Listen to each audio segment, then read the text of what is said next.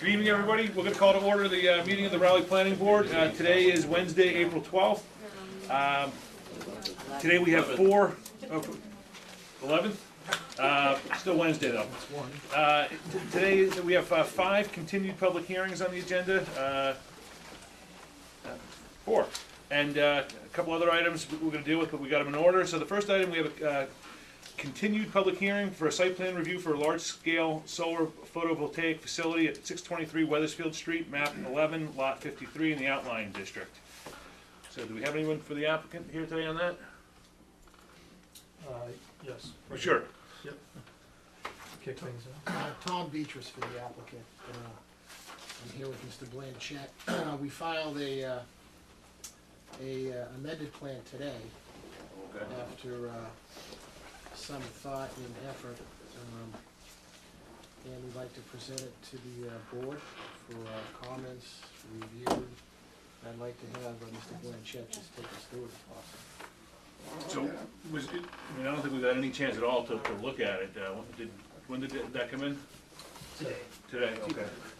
Did we, Well, that's understood, but Yeah. I would still like an opportunity for him just to take you through it in advance of the next okay, sure. I meeting. think we have some people here that are interested as well, so why don't you go ahead? Okay, sure. Kirk, if you have a minute, can you put the Yeah. PDF up there?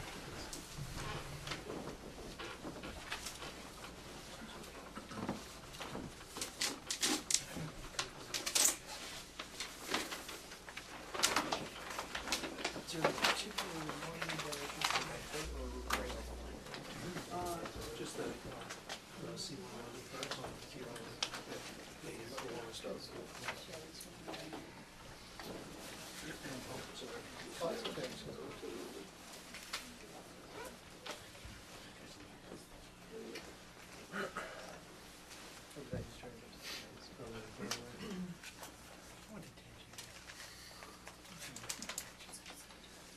So I'll get started while Kirk's loading the PDF on the screen, but this design is from January 30th. This is RevF. It's the last design that we presented to the board.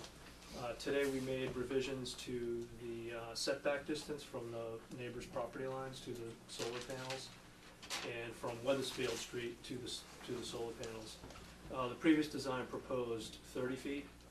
This new design proposes 75 feet from the property line to the nearest solar panel, and 100 feet from Weathersfield Street to the closest solar panel. So with that change, we pulled in the limit of clearing, reorganized the fence to pull it in tighter around the solar panels. As you can see from this sheet right here, if you scroll up just a little bit, there are now no panels behind Mr. Cassiotis' home. This strip through here will all be natural vegetation. Okay. We are maintaining not an arborvitae, evergreen type screen, landscape screen buffer along the road. And next to Bejor's home, of course, those panels all got moved away from the property line with screening, right? No change to the stormwater design, no change to the grading, no change to the roadway alignment. It's all in the same position as it was in the previous design. So really, what you said at the beginning, everything just got moved back to 75 foot Yes, property to lines. the 100 and 100 from Weathersfield Street. That's right. Okay. And Oh, I know you're moving back from the property line here, and nonetheless, the grade, it goes up at that point, right? So the low point is really at the property line, and the panels will be up on a hill at this point, more or less, right? over here, the panels will be at approximately elevation 70, Okay. and the elevation at the property line right here is about 70. So Okay, so- they're about the same elevation. But yes, you're right, the topography is somewhat rolling throughout that site. Exactly. I do want to add, one additional change was if you remember, there was an equipment pad here, Yep. and it really wasn't in a good location. So we moved the equipment pad to here, we put one here, and we have 2 others, one here, and there really was no issue with this work in here. the last one is here. So this is way to the back. and Yeah, this is Casio's- Mr. Casiotis' horse barn right there. Okay. But people in the audience can't really see these, so I don't know. Do you have, oh, there you go, yeah. So the equipment pads are now located, and there's one in this location. If you go to the next PDF, here's C113.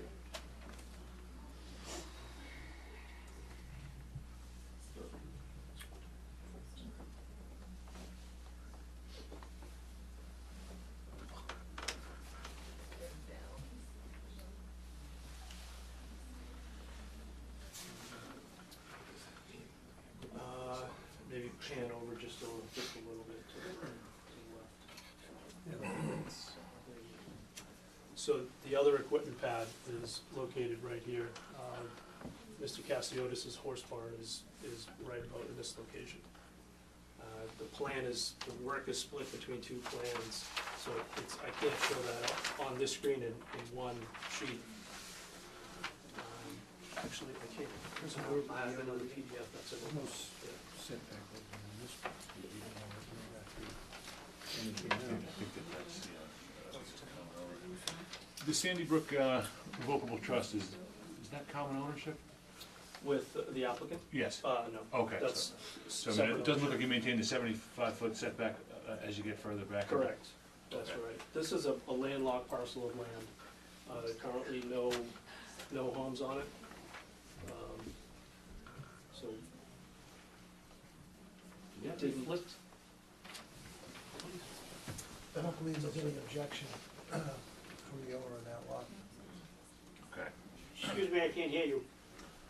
I said I'm not aware of any objection from the Well, owner I of know that my particular property lot. abuts that. Oh, I'm aware of that. We were Oh, good. talking about the Okay, Sandy as long Brook as you're aware of that. parcel. Thank you. So, This gives you a much better perspective. So the equipment pad is here. Mr. Casiotis' home is here. This distance is about 270 feet. The horse barn is here. We're maintaining a 75-foot setback from the property line to the panels through here. And proposing to plant a evergreen landscape screen along the gravel roadway and down this location, to this location. The other equipment pad is here. And the last equipment pad is there. I think you're gonna be able to see that view of the hill, or you're gonna see some of this.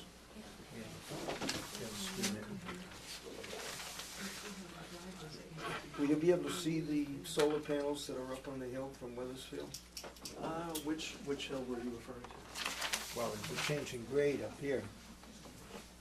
From down here, this, we're at, Yeah, it's still. So yeah, you're at about 52. It is.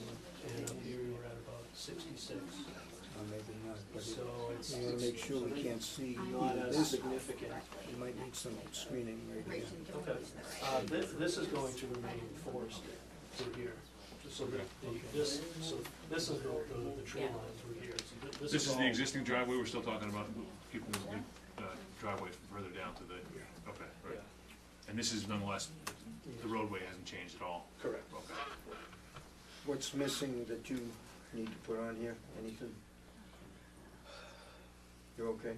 Nothing that I can think of Okay. at this point in time.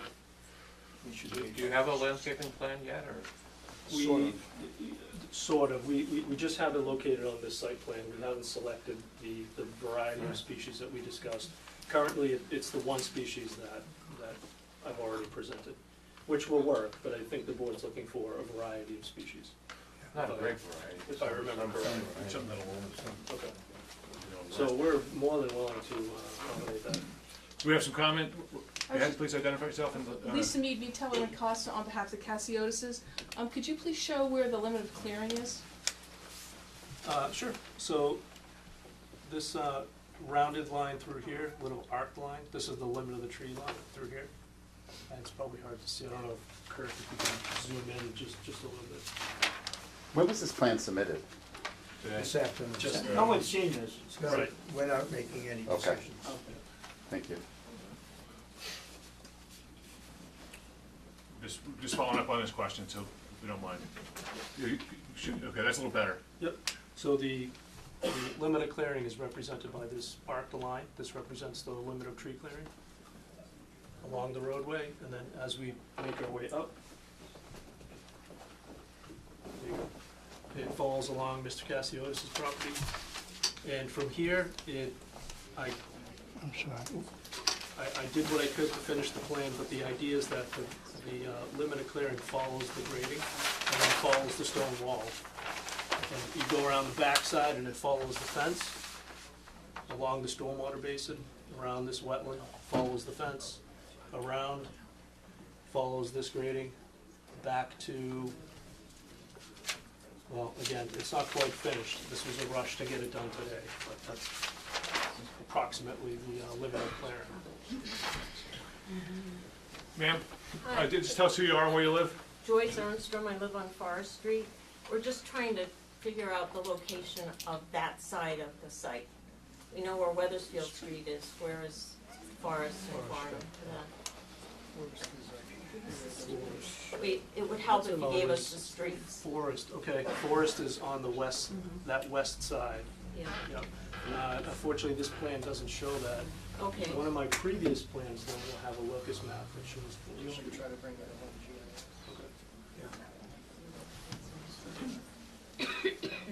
Question? Sure, please. Cliff Mello. Has the site of this field shifted closer to Forest and Brook Street? No. Thank you. No. Has it shifted closer to Georgetown on their end? No. So it's still approximately 260 or 70 feet off of Brook? I believe it was further than that, the last time we had taken that measurement. And the egress to this is going to be off of Brook now? No, off of Weathersfield It's Street. still off of Weathersfield? Yes. Awesome.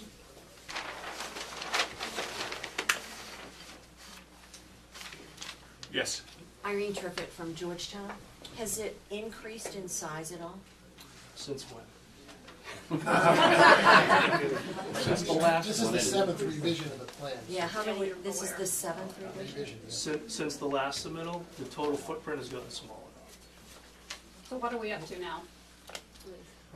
That's a good question. I don't have the answer right now. So as we stand right now, we don't have the total number of acreage that this is going to consume? As of right now, correct. Approximately how much? I mean, that's all gonna be looked at as part of the technical review that we just took the plans in, we're gonna send it off to our engineers, and we'll get back with comment. Mr. Mello? I could be wrong, but I think the first number of acres was 17, and then it's up to 27 now, something like that? This is about, it's about 7 or 8 acres in Total? total. Total, Richard Burns, Weathersfield Street. It started at 7 acres. Is it still 7 acres? approximately? Again, I just finished this What today. about megawatts then? Can you tell me that? I don't know how many megawatts this was. How many panels? It's all gonna depend on the type of panel that's installed. Well, I mean, the panel's 8 by 10 or 4 by 8, so how many thousand square feet? Again, that's something that has to be calculated. It's relevant. Of course it is, I just How you can figure I out haven't the done time I can't hardly. I can, not to cut you off at all. First of all, everyone, when you speak, just identify yourself and tell us where you're from. Thanks, Mr. Pender. One thing, this is the third or fourth continued hearing on this matter. We did have a technical expert in here. The second meeting, we did have some of these questions, and it was, so we have taken in some of this information about the size of the panels and the megawatt. That being said, we're not necessarily all that concerned about the efficiency. That's their business model. We're looking at the site. Well, I'm just thinking about the eventual cleanup and removal of it. Absolutely, and that's something, as part of this process, we'd have to consider. Yes, please. Tammy Graves, 624 Weathersfield Street. So I heard you ask a question, or someone asked the question about, is this still gonna be visible from Weathersfield Street? I didn't hear the answer to that question. There wasn't one. That's what I thought. Could I have an answer to that question? More than likely, some part of it will be visible. The gravel road will be visible, of course. If you could put up sheet C111. So is there any reason why, before we ask for the applicant to please use their driveway so that we don't have to have more trees cut, more area, disturbed, that still hasn't been considered? I mean, that would save a lot of visual for the people driving down Weathersfield Street, instead of having an additional driveway inserted there and a lot of disruption of a lot of that tree and area there, that if the applicant went in through her own driveway and turned that way to access those panels, which I hope will not be seen by Weathersfield Street, because I think that would be a shame for the whole neighborhood if that's true. So my question is there some reason why that cannot be done? And is there some reason why that itsy bitsy little array of panels compared to all the other massive ones that you have up in this area, why that little bit is so important that that bit can't either be removed or pushed to another area? I don't understand the importance of that little very small section of panels right there on Weathersfield Street.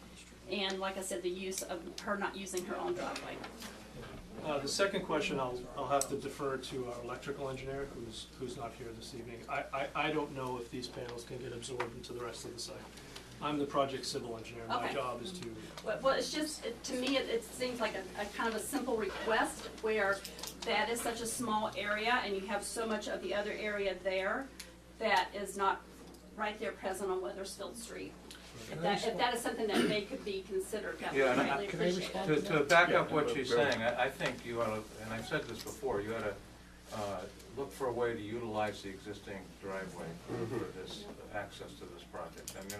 I think that would go a long way towards addressing some of the problems people have I think, with this project. I also think that we will not see this from Weathersfield Street.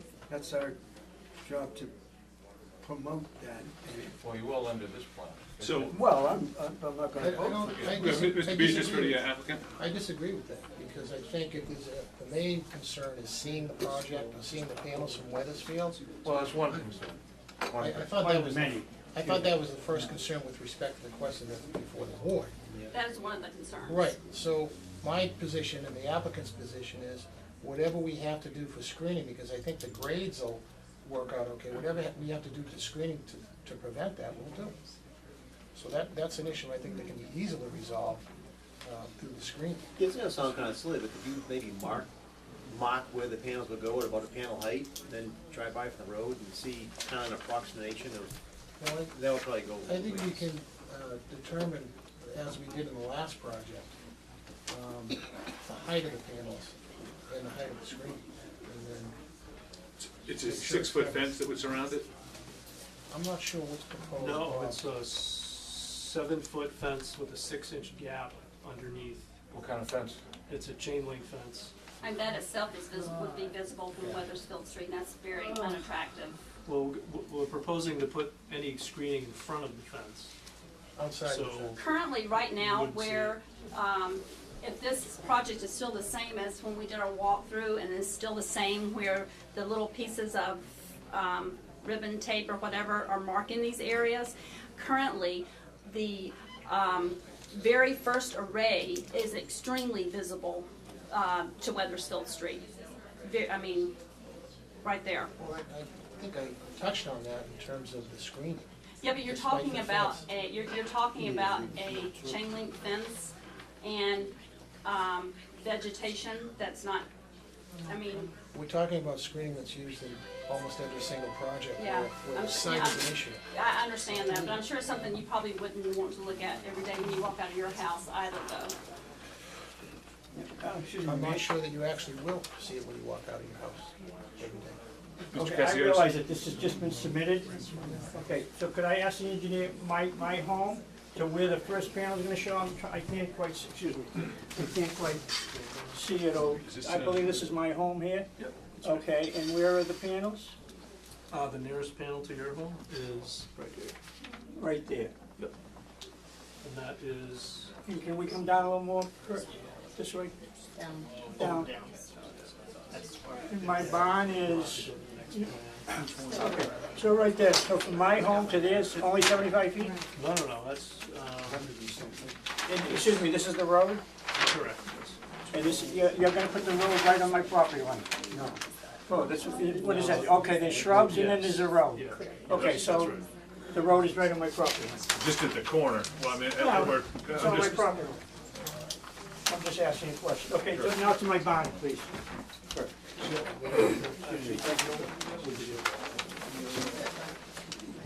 While you do this, what are the next steps, Matt Grenier from Weathersfield Street, what are the next steps? So the plan's been submitted, Okay, it so sounds like it might be This somewhat is my barn. incomplete. Okay, I get that. so next step is for, they've submitted a plan, our And technical this engineers is- will look at is it, this make some behind the berm comments, like was see suggested? what's feasible about Okay, changing and that's- things, how we that's might be Stony able to Brook? make this more conducive to what the, And this is her you know, property. within the bylaws, how would you say get from within my the line neighborhood, to and From here try to work on here. Oh, that's the barn. You'll vote on it at the next planning board meeting? not necessarily.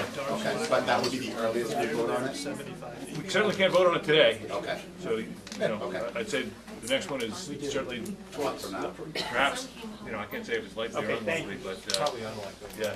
But I mean, I don't know if I wanna put odds on it, but, it's not gonna happen tonight. Okay, and will the public have an opportunity to review these plans and have kind of questions? Just like or always, they're comments? available here at the Okay. planning board, At and the next they'll be, meeting. and they'll be available here at the next meeting. Thank you, We sir. may need another field visit. Yeah. Well, Sure. Yeah, I think we may.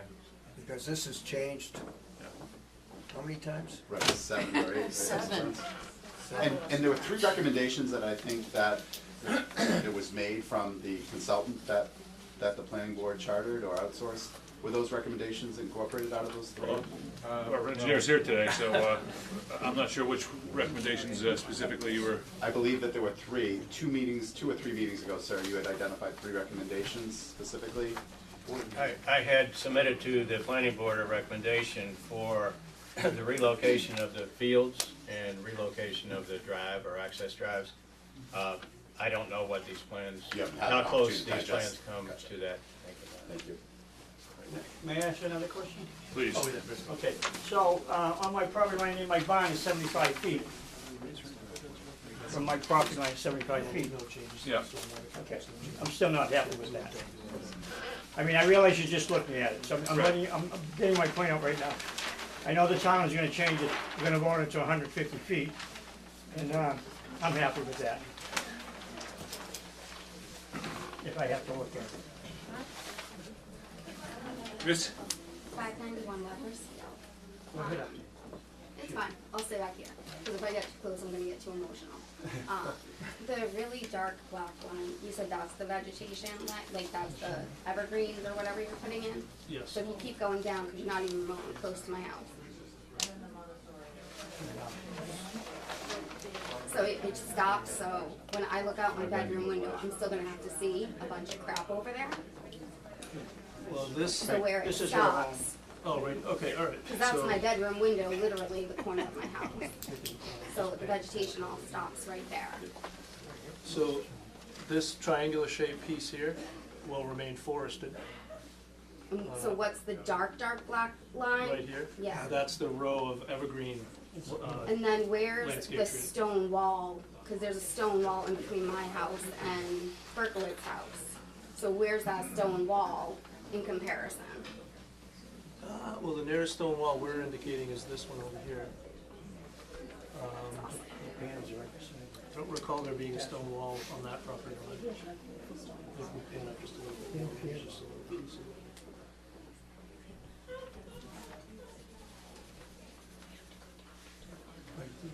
Yeah, well, there's a stone wall along the Weathersfield Right, Street and then right of way. it goes in between my like where my house is and where Miss Berkowitz's house is. So I Okay. just want to see where the relation is between the solar panels and the stone wall. Okay, so I'll check our survey records to see if we don't have locations on the stone wall.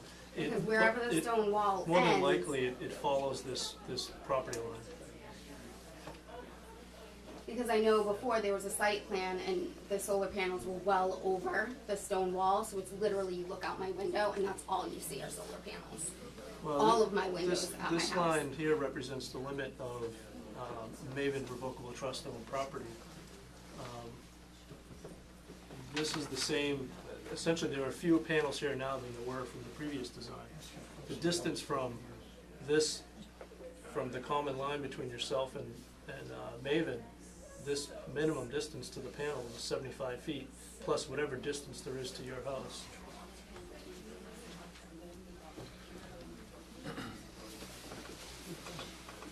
So it's still All only right, so- 75 feet from my property. Sure, Mel. Has the board come up with a plan or asking these folks that are doing this, what type of plants are going to go around the chain link fence that she was talking about? Yeah, no, we've absolutely After discussed 2 or that with 3 them, years, and, a fence like that is gonna look awful.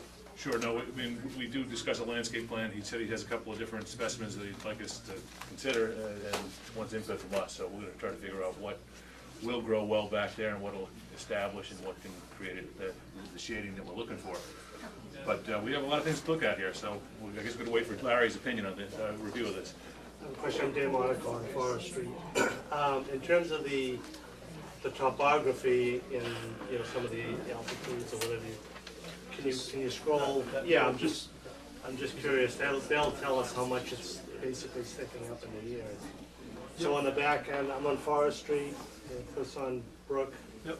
So that, the tail, you know, on the back end of that, how high is the land? Yeah, because it does go uphill, so it goes down. Starting from the wetlands? The square. Yeah. 76, So 78. 78, and the lowest is about 46. So the wetlands is 46, and the highest elevation on this peninsula land is 70, And then you have 78. on the where it's still forested, Rise. what's the rise there? In this area? Yeah. That's about 70 right there, And then and beyond that, 46. well, how about in between? I'm just trying to determine how much of how much of land is gonna cover our view of panels. Well, it's 48 here, goes up to 72 here. Yeah. So that's uphill from Yeah, panels. yeah. Yep. And I'm Diane Fritzen on Forest Street. So the chain link fence is gonna be on the forest side. And is there any trees that are gonna block that? Because I'm on a hill, and the grade goes down, and then these solar panels go up. So I'm gonna be seeing these out of my bedroom window as well. So this, you know, same issue I'm gonna have with this. I'm a little bit further, but I've got the bird's eye view right out to it. Actually, even from my patio, I'm gonna be able to see these solar panels. Sorry about the cramped spaces here. Thank you. So, is there any, How many story, evergreens or things? how many story house do you have? 2. Yeah, it could be a problem. And, you know, having these solar panels in the way that they're gonna be directed is right towards myself and the Ernstroms and, and the Monacos. In the Mellows. We had No. recently completed a tree height study around the facility, and we have measured tree heights along this panel line here. The average tree height is about 60, 70 feet. Right, so That you're was gonna have, before they all fell. you're gonna, well, Yeah, they didn't all you can fall. still see through There's them. still trees there. We were just out there the other day. We're gonna do another field This, visit. this distance, this space from here to the back of your property will remain forested. So in the current forested state, it's going to remain forested with trees that are 60, 70 feet tall. What it, It's, One it thing looks that, like, looks like the grade is being played with. yeah, we have, Why? that's part of our stormwater control effort, because we're changing the land cover here. The stormwater naturally wants to go that way, so we have to control it and get it as a basin down at the bottom of that swale. And is that the swale that's at the bottom, right next to Brook Street? No, this is entirely within the applicant's property. Thank you. It's on, so. Okay, so you have a detention basin showing at, Yeah, we do, we have several, there's one here, there's one there, there's one here, and then there's another one over here by the larger solar field. Who requires that? The state, actually, and the Valley Conservation Commission. All right, so we're gonna take one more comment, then we're gonna move on from this matter. Sir? Yeah, my name's Les Rothberg. One question I know was brought up at one of the meetings. So in order to do this, a number of trees are gonna get cut and gone. And I think it was brought up about the strain it's gonna put on the remaining trees that are left. Because now the wind is gonna put all that pressure on all those surrounding trees. And the chances for those to go over, there are already trees going over now, it's gonna increase that risk even more. I hope that gets, considered in your planning. May I ask just two questions? Mr. Chairman. Please. Thank you. Okay, now, on, by my barn, I guess it's gonna go to Stony Brook, it's only 75 feet to my property line. And I'm not quite sure that's over the burn. I mean, I'd have to go walk it and measure it tomorrow. So that's my concern. That's my concern. So, Right, but I'm not sure, So I think the berm you're referring to is like right there, so there's I think it's 72, further. 70, 68, there's like a little high spot right there. Well, right there, but anyway, okay, and my second question, I don't wanna be rude, if you go up to, the board has already said 2 occasions that it's gotta go through the driveway, why would you even consider these plans if it's not in the driveway? I'm just asking a question. I mean, they're entitled to propose Okay. I'm just their asking that proposal, question. we're looking at it. I think it's a at nice this point, question it does I seem could like, ask. No, it's a very good question. Yeah. Thank you. I mean, it's twice they've ignored that it needs to go in the driveway. When we're looking at another plan, which I'll be down tomorrow to get a plan, probably to my lawyer, to make my comments. But anyway, I'm just bringing that to the board, that. okay, why don't I let Mr. Beatrice finish up, and then we're gonna move on to other business. Just globally, given that this is the 7th revision of the plan, we understand the concerns of the neighborhood, and we believe that we've addressed them at this point as best we can. Bearing in mind that we're on the site plan review, and it's a right of use, and we're within the zoning, the building code, and we're doing the best that we can. This is the plan that we have at this point in time. What I'd like to get, if I could, from the board, or Mr. Graham, is when the peer review will be complete, as well as the stormwater management calculation. You might wanna consider that driveway, it might make the crowd a little more swaying towards, everyone seems to want that. I mean, we don't usually put an end date on our process, so it's gonna take as long as it needs to take. That's my I'm just looking for an estimate, given the fact. I mean, I'm certain that we'll have comment out in enough time to respond before the next meeting. Right. And I'm sorry for not looking at my calendar, I'm just trying to figure out when that next meeting's gonna be, because we gotta start thinking about that. May 6th. Could we schedule a meeting sometime this month? We prefer not to. Yes, absolutely. Well, it's not that, it's a, we haven't talked about it yet. We just got this plan today. Yeah. This is totally unfortunate. We have a And I town beg to meeting. differ with one of your comments. Nobody from the petitioner's side has totally listened to this board and the neighbors to address the neighbors yet. Your first plan was the best one, and then you just, I disagree. you got off track. Well, and- you can disagree, but I am telling the truth, and I disagree with you trying to do that. Because a lot of this work could have been done by now. If it was done in a little bit more informal, we didn't need to see every solar panel. We could have determined the areas where these panels would be most appropriate with a magic marker. Well, you know me, I'm an architect, so you could have saved some of these steps by being a little bit looser about where these panels were gonna go. Talk to the neighbors and make sure you're addressing the neighbors' needs. The same comments are coming up here now that were coming up on the first submittal. My view of it is the major concern is the screening. They don't wanna see the solar panels. Absolutely, but there's other things involved too, and And that- we we wanna totally get this understand that. approved too, because you have a right to do it. Excuse me, sir. Within the law. I am going under chapter 41, section 11, the welfare of my family. Absolutely. And like he said about the burns, they're gonna start hitting my house. So I hope the planning board takes under consideration. And I Certainly are. want to make one last comment. This is 8 to 10,000 panels.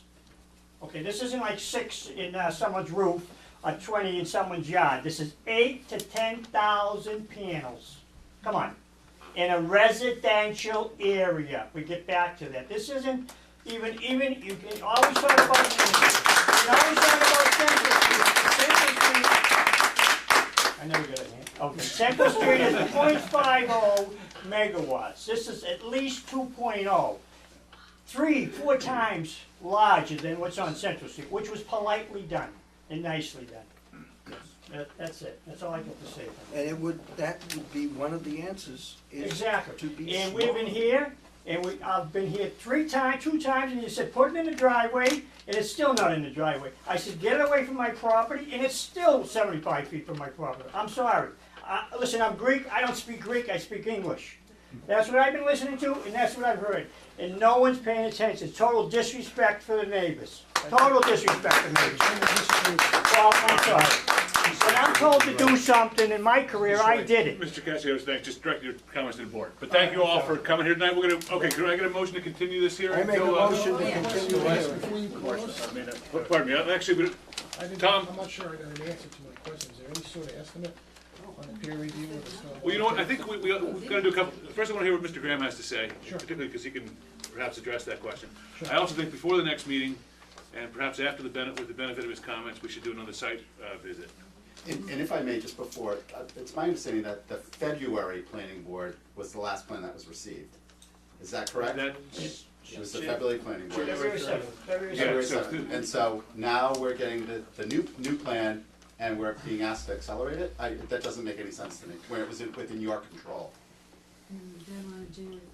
We have to live with it. I understand, yeah, no. Okay, go ahead. And it's just a quick one. Yeah. Is there any possibility the next time that this comes up in a planning board meeting, that we could have it in the meeting in a larger facility? There are a lot of people out in the corridor that would really like to hear what's going on. I'll check with the town manager to see if we can get the other meeting hall, We can get the library or the upstairs. Yeah, 'cause I've been to these meetings and I've had to stand out there and I can't hear. No, I know, it's not. and frankly, it's nice, it's worth considering. It's only been this issue that's driven this kind of attendance, so it's not really. It's growing. That's the impact. It's growing. Yeah. Every Good. time we have a meeting, there's more. Well, I'm glad everyone's following the agenda to know we're still here, just because, you're not gonna see it in the paper, but it is on the website. Okay, so Mr. Graham has some comments. Yeah, I just want to say in answer to Mr. Beatrice's question, and the way that Bob presented it this evening for CAMET, it sounded like this might have been rushed in a bit today for this meeting, and maybe the clearing line is incomplete, Bob. And there were a lot of questions asked about the square foot coverage of the panels, the megawatts, et cetera, et cetera. It seems to me that before I begin my review, that would be good information for both the board and myself to have a complete set. So I'm willing to start it if the board gives me those orders this evening, my review, but I think having that additional information would be We'll beneficial. make sure that's done. Good. All right, so as I far, make a motion. Well, it's not, talk site visit. Talk site visit. I don't want to do a site visit before we have Larry's comments. You have to then wait for them and then we'll. We might, I mean, we've already done one site. Have we done 2 site visits? Yes, I can't 2. remember. I We did missed 2. the There was two different, well, there's two different, I don't want to do 4, so I'd like to see some, some showing that this is something that we can approve before we go out there and take another look. So I would say Completely agree. the next site visit should be after the next continued public hearing. so we got, One last question. how'd that happen? Since this is going on to a new property, wouldn't this be considered a new application? And start that process all over again? Are we doing that? No, it's. I'm just asking. It's going into Stony Brook, which has nothing to do with the Berkeley it is- property. Is it on the Stony Brook property? No, sir. No. Okay, I apologize. So, I'm sorry. I'm sorry. Yes. I just wanna get a picture of, like, is there any way to get, like, I want like a really close picture where the proximity is I'll of just like take the all of the drawings. panels, everything that the property that a is spare doing set? compared to my house. Can send these files Right, up? but I want like a. I'm trying to help you out. Sorry. It's always available for public inspection. I'm not Okay. sure I can make one for you tonight, but it's That's here okay. I just Monday wanna through see Friday. like, cause I can, And we may, I'm seeing if we have a spare set right now that you can, Well, it sounds like the plan's gonna be revised based on the previous comment, right, as it relates to what we just discussed. In terms of the plan, I heard the plan was incomplete, so yeah, this right, so gentleman's gonna this is probably finalize not the one plan. we're even gonna be looking at.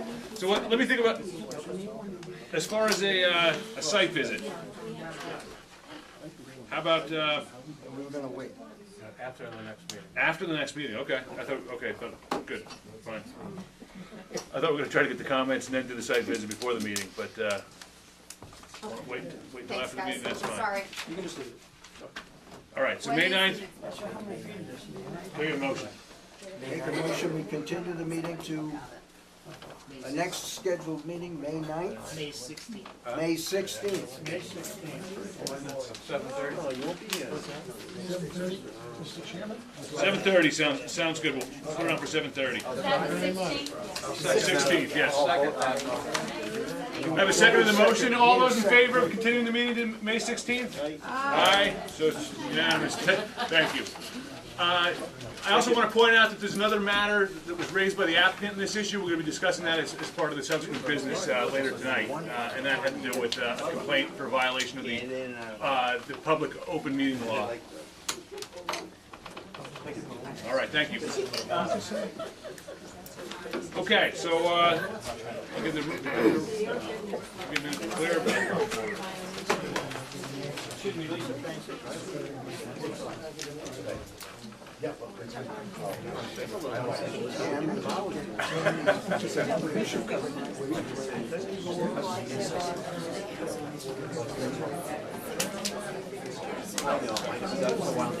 Discussion. No, just some more. Raised today, somebody put it on the agenda, and I wanted to not ignore it, but we're going to handle it as, you know, be part of the meeting, but not. Okay, so, next item we have on the agenda today is a continued public hearing for an open space residential development, special permit site plan review, submitted by Michael Hart of 50 Newberry Road, map 5, lot 4, in the outlying zoning district. Larry?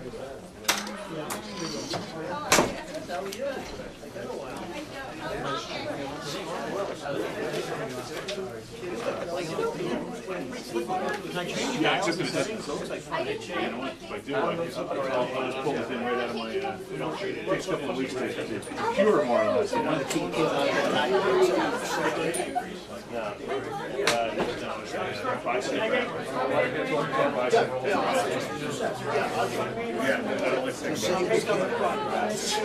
It wasn't like she was going anywhere, I was trying to give her a soft landing.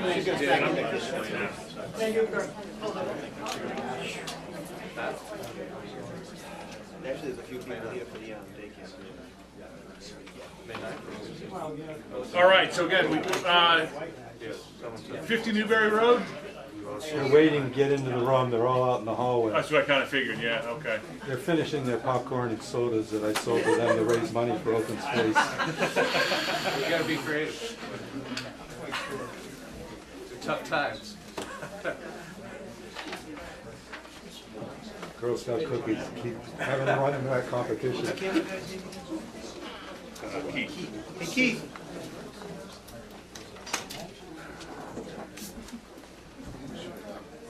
Everybody, how you doing? So I know you're out in the hallway. I did call the meeting, so no one was here and we moved over. Sorry. Please, for the applicant, who's going to go first here? I have Ben Osgood, Ranger Engineering. So we're continued hearing from our last hearing. We're moving along on the proposed OSRD And what we did, since the last meeting, we've done test pits on remaining yield plan lots. And we submitted a plan. I see and- Mr. Graham took a look at that and says that that all makes sense, and the yield seems to be supported by those tests. So we've done a little bit of work on the proposed plan. One thing that was in Mr. Graham's letter was the trail network. And I see they have up on the board here are kind of a revised full site plan. But Kirk, can you kind of shift that to the right a little bit? There you go. So we went out and we mapped the trails that are out there. One of the issues left was kind of where the trails are. Look at that. Remote work, Doesn't work on the Go to use the pencil? LCD. Yeah, so green. We've added the trails on the Sullivan property, which you can see are looped around up to the north, I guess to the east of our property. And our trail connects already. Our trail's at the bottom of our plan, and then wraps around onto the town of Rowley property, and then back and connects to the Sullivan property. So we already do have a connection there. I know that was an issue that was, kind of in one of Mr. Graham's letters. So I guess, where we're at now, we're looking. Can I ask you about doing? Sure. Yeah. How are these trails established at this point? Are they just kind of beaten in through common usage and Right. Okay. It's just a woods road. Okay. It's a woods road. We propose on, making an easement or a roadway to get to the septic system, and just a real, informal gravel roadway. It wouldn't be paved or anything to get to where the septic system's proposed. The remaining portion of the trail would just remain as is. Once the septic system's installed, the trail would just become a gravel path that would be mowed, it would be seeded, and it would have grass. But, we proposed 2 parking spaces out in the cul-de-sac, and the connection to our existing trail, which connects to the Sullivans and connects to other trails which are out in the back. So, I guess what we're looking for is confirmation from the board that the yield plan is okay, and that the 10 lots, the 10 proposed homes, which include the existing, are okay, and we can kind of proceed towards finalizing the plan and getting an approval. Procedurally, moving forward, this is going to be a private development. It's going to be kind of condominium associations with lots. The roadway would be private, would be maintained by the association. So we don't see a need for a definitive plan. It would just be a special permit. This would kind of morph into the special permit approval of the plan, which hopefully we'll work towards that in the next few months. Yeah, we wouldn't require. And one thing, just on the trails, when we were out for the site visit, so what we walked is what it's like all the way through back there. That's sort of, it connects just like that. It's just been years and years of stuff like that. Mr. Chairman, Brent Bazelak, Conservation Agent, here on behalf of the Conservation Commission of the town of Raleigh. Evening. The Conservation Commission has not had any opportunity for review of this supposed trail system, which my understanding is going to become under the ownership of the town in the future. As we experience, not that I'm saying there's anything to be concerned of, but I would like and wish the opportunity for either myself or other commissioners who wish to review the layout of said trails, see if there's any proximity to wetland resources I or wonder if anything. the Open Space Committee has any interest in taking a look to see if adding this asset to the, what we already have out there makes sense. So yes, I do think. Well, actually, the Conservation Commission has the overriding authority in regards to that particular aspect. But as we experienced on Mr. Sullivan's property, we found an unpermitted wetland crossing that had a structure across it, which we dealt with through the order of conditions, which we know we're going to have a notice of intent application from these folks, but since that hasn't happened at this point in time, we haven't had any legal authority to go out and review such things, although I know the applicant and their representative are very willing and would certainly assist us and give us permission to go out there. I would just like the opportunity before it gets memorialized on a set part of the plans for this project, that we just give a cursory review just to scope things out and make sure there isn't something. Yeah, we definitely welcome that, as long as, particularly with the Of course, cooperation of absolutely. the, yeah. So thanks, Fred. We'll get you what you need to look at that.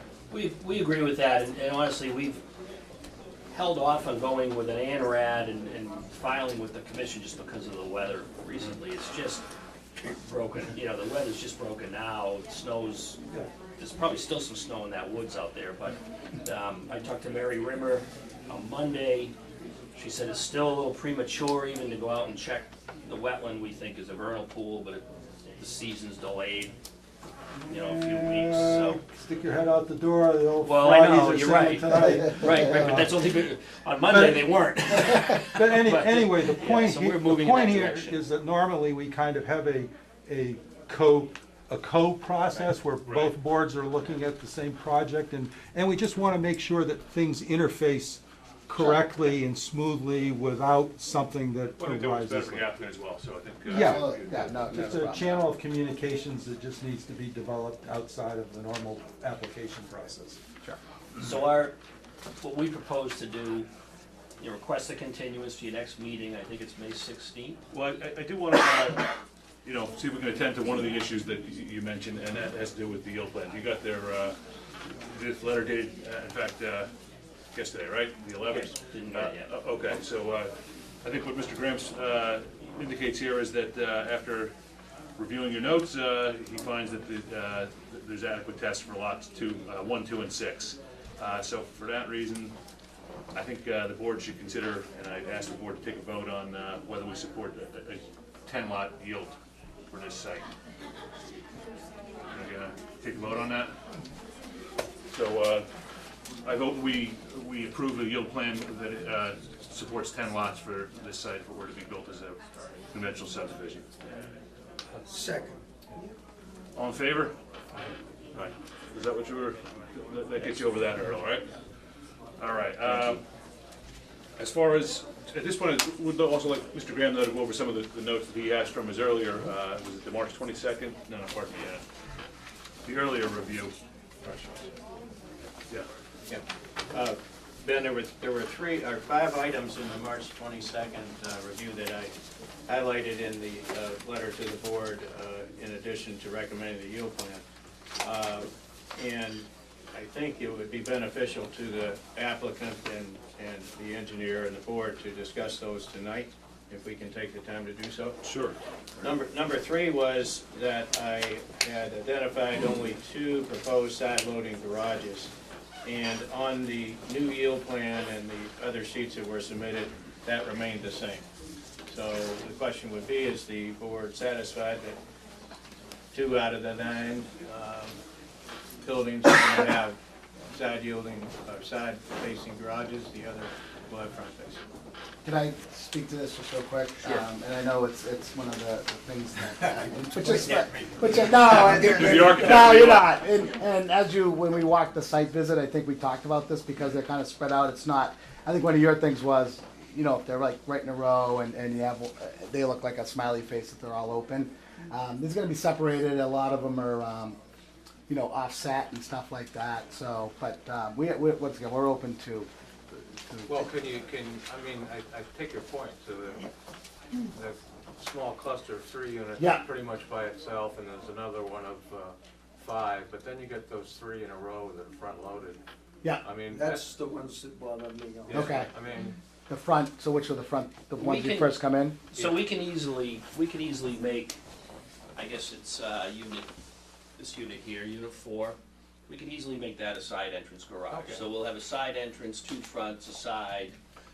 These here, these are, if you remember, you walk up a hill and they're gonna kind of be in the back, I they're didn't have a shielded. problem Yeah. really with those. I think it has something to do with the bungalow character of the architecture, which Sure. of course I wanna see. Yeah.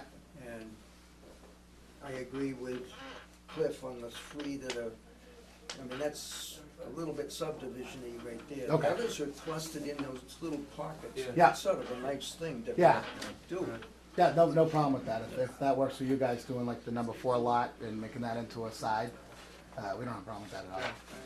Yeah, we can change that, around, whether it's number 4 or number 3, just to kind of break that. And end of the day, it's a private road and it's your aesthetic that you're trying to create in there, so.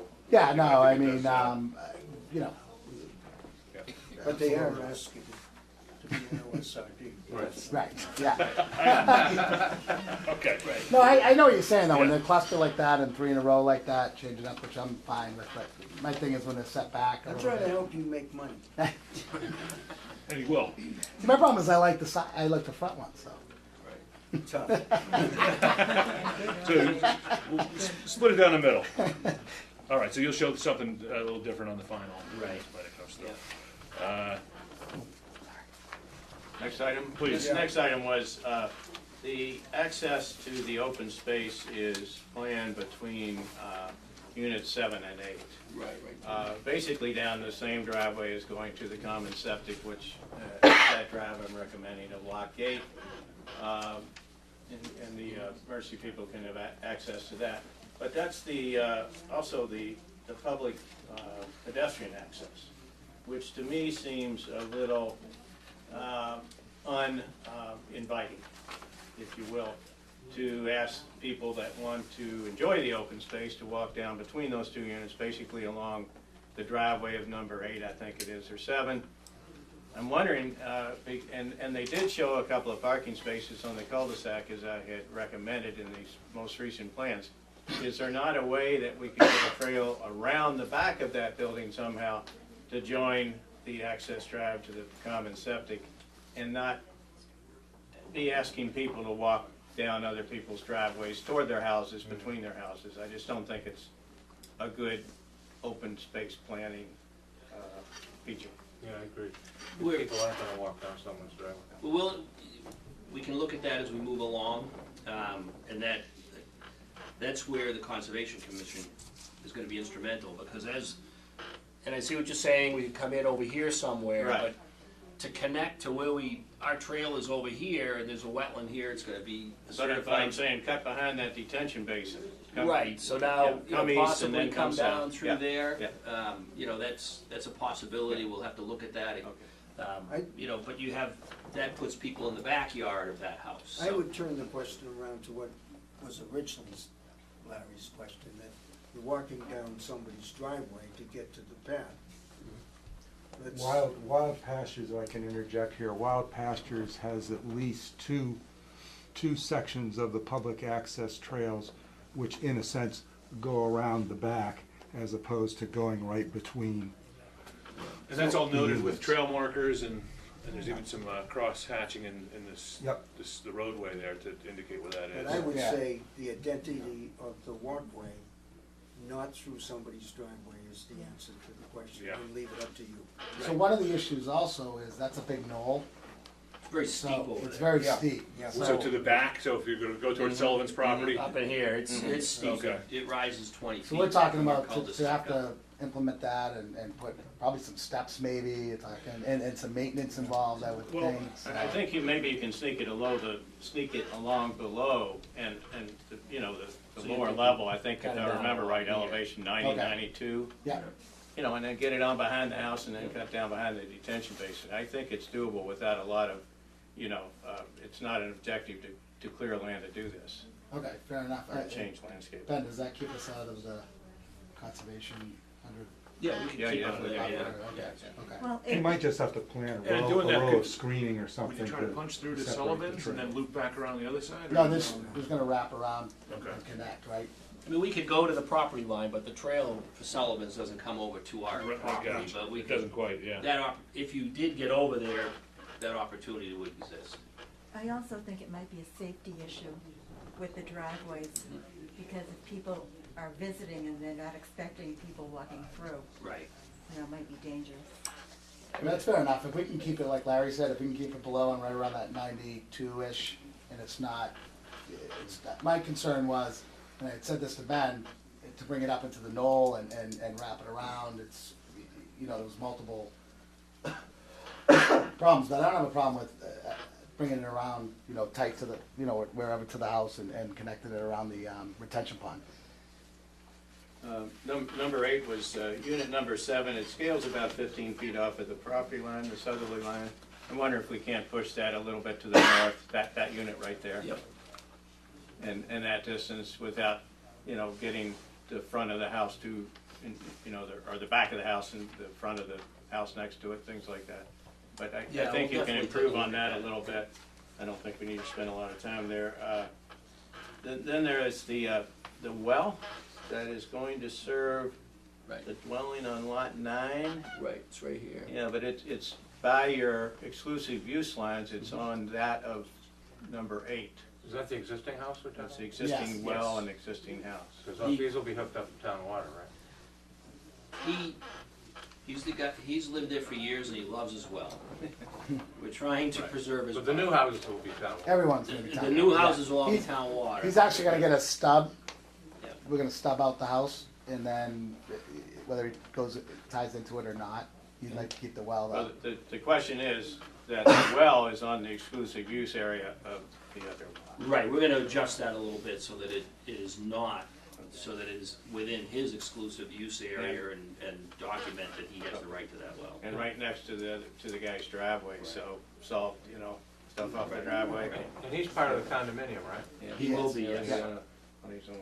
And lastly, you've got the sewer tie-ins for 5 and 6 as common or shared. Right, we'll There you separate go. those, yeah. Thanks. That's it. Good.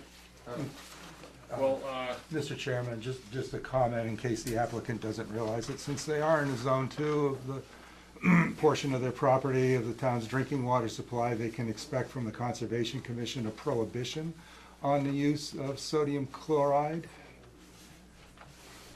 No salt, so you're gonna have a salt-free diet on your roadway there. Standard everywhere we go. You don't need salt around there. That, the turnaround, that's gonna look like a big concrete launching pad or whatever. Can you put a small vegetated island in the center of that to I mean, we, improve it aesthetically? yeah, as long as the fire The department fire department says it's okay. You met with him, did he say? We did, he didn't comment, he liked the openness, obviously, he liked the openness of it, but Right. it was never proposed to him to put a small, Yeah, I mean, which I'm okay with, because aesthetically it would look better for us, so Right. if they're okay with it, I'm okay with it, so, yeah. Okay. You could vegetate it and specify that it only be planted with herbaceous vegetation, so if a vehicle Right. does have to go across it in an emergency Yeah. situation, they can. Right. Just don't plant a bald cypress there. Right, Right. right, yeah. No, we've done that before where and they actually plow it, but it's Yeah. pervious pavement with grass coming through it. good. All right. All right.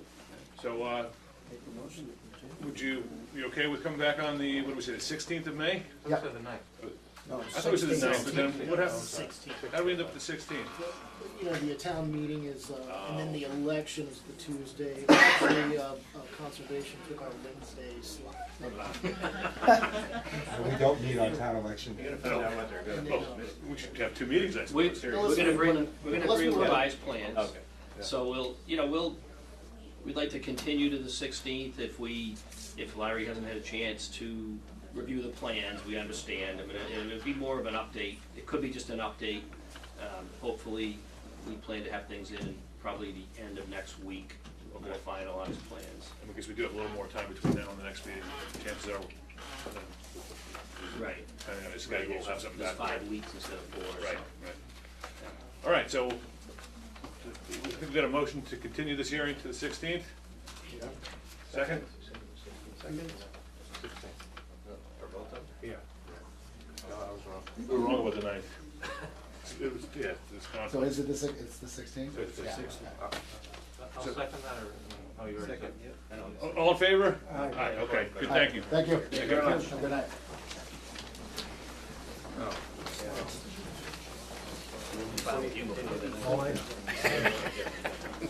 Thanks, see you later. Okay. It matters to the soul. All right, so the next item on the agenda tonight, we have a site plan review for the Montessori School located at 121 Weatherfield Street for access and parking associated with the expansion of a use. It's lot 17-45 in the outlying zoning district. You're here to discuss the site plan, discuss our site visit and some revisions you've made to the plan. Evening. Thank you, Mr. Chair. Lisa Mead, Teller and Cost of 30 Green Street, in your report on behalf of the applicant. After the last meeting, we had a site visit, and the board had requested a number of items. You might recall that at the last meeting, we had already undertaken a number of changes based upon the request of, I'm going to scoot over here. Sure, so there's please. so that undertaken a number of requests and changes based upon the fire department's comments. So let me just go over a couple of things. The board had asked for us to provide to them a copy of the nonprofit filings with the Secretary of State's office. We provided those to the board. We provided the correspondence that we had previously sent to both the building inspector as well as the zoning board in September of last year. The board asked us to provide the comments that we had made in response to the fire chief's requested items. I'm just going to do an overview of those and not go through all the details of them because I think Steve will address them in the plans. One was the fire chief was concerned about the drop-off and pickup time, how many families were here. So as I noted in my filings with you, there's actually a staggered drop-off pickup time. Currently there are 35 families. We have students that are dropped off at 7:45, then a group at 8:30, then a group at 9, and then some students are picked up at noon. Part of the students are picked up at 3, and then between 3:30 and 5:30. So there's a staggered time all day long, essentially, for drop-off and pickup. People aren't all arriving at the same time. The fire chief asked how many parking spots there were currently, and there are 14 currently. But as you know from the revised plans, with the potential of the completion of the addition of the foundation, there would be a possible 60 students there and 6 teachers. And so we comply with your regulations and provide 27 parking spaces. Actually 26 are required. We provide 27. And Steve's going to go over that. And then there was a question by the fire chief about the current staffing level, and that was 6. I had indicated that to the board last time as well. And that doesn't increase with the increase in students? No, it's going to be the same number of staff with the increase in students. And one of that staff is Margaret, who lives there, too. So there's 5 without her and 6 with her. There are currently 42 students, and as I said, with the addition, there would be a possibility of 60. And what I'm going to just add this here, and then I'm going to turn it over to Steve. There was a question on the site visit about the possibility of would we be amenable to limiting it, a condition, so to speak, of the board to limiting it this to no more than 60? And the answer is yes. We don't have a problem with the board making that as a condition because there's no more room on the site anyway, and that's the plan is to have the addition, and that's it.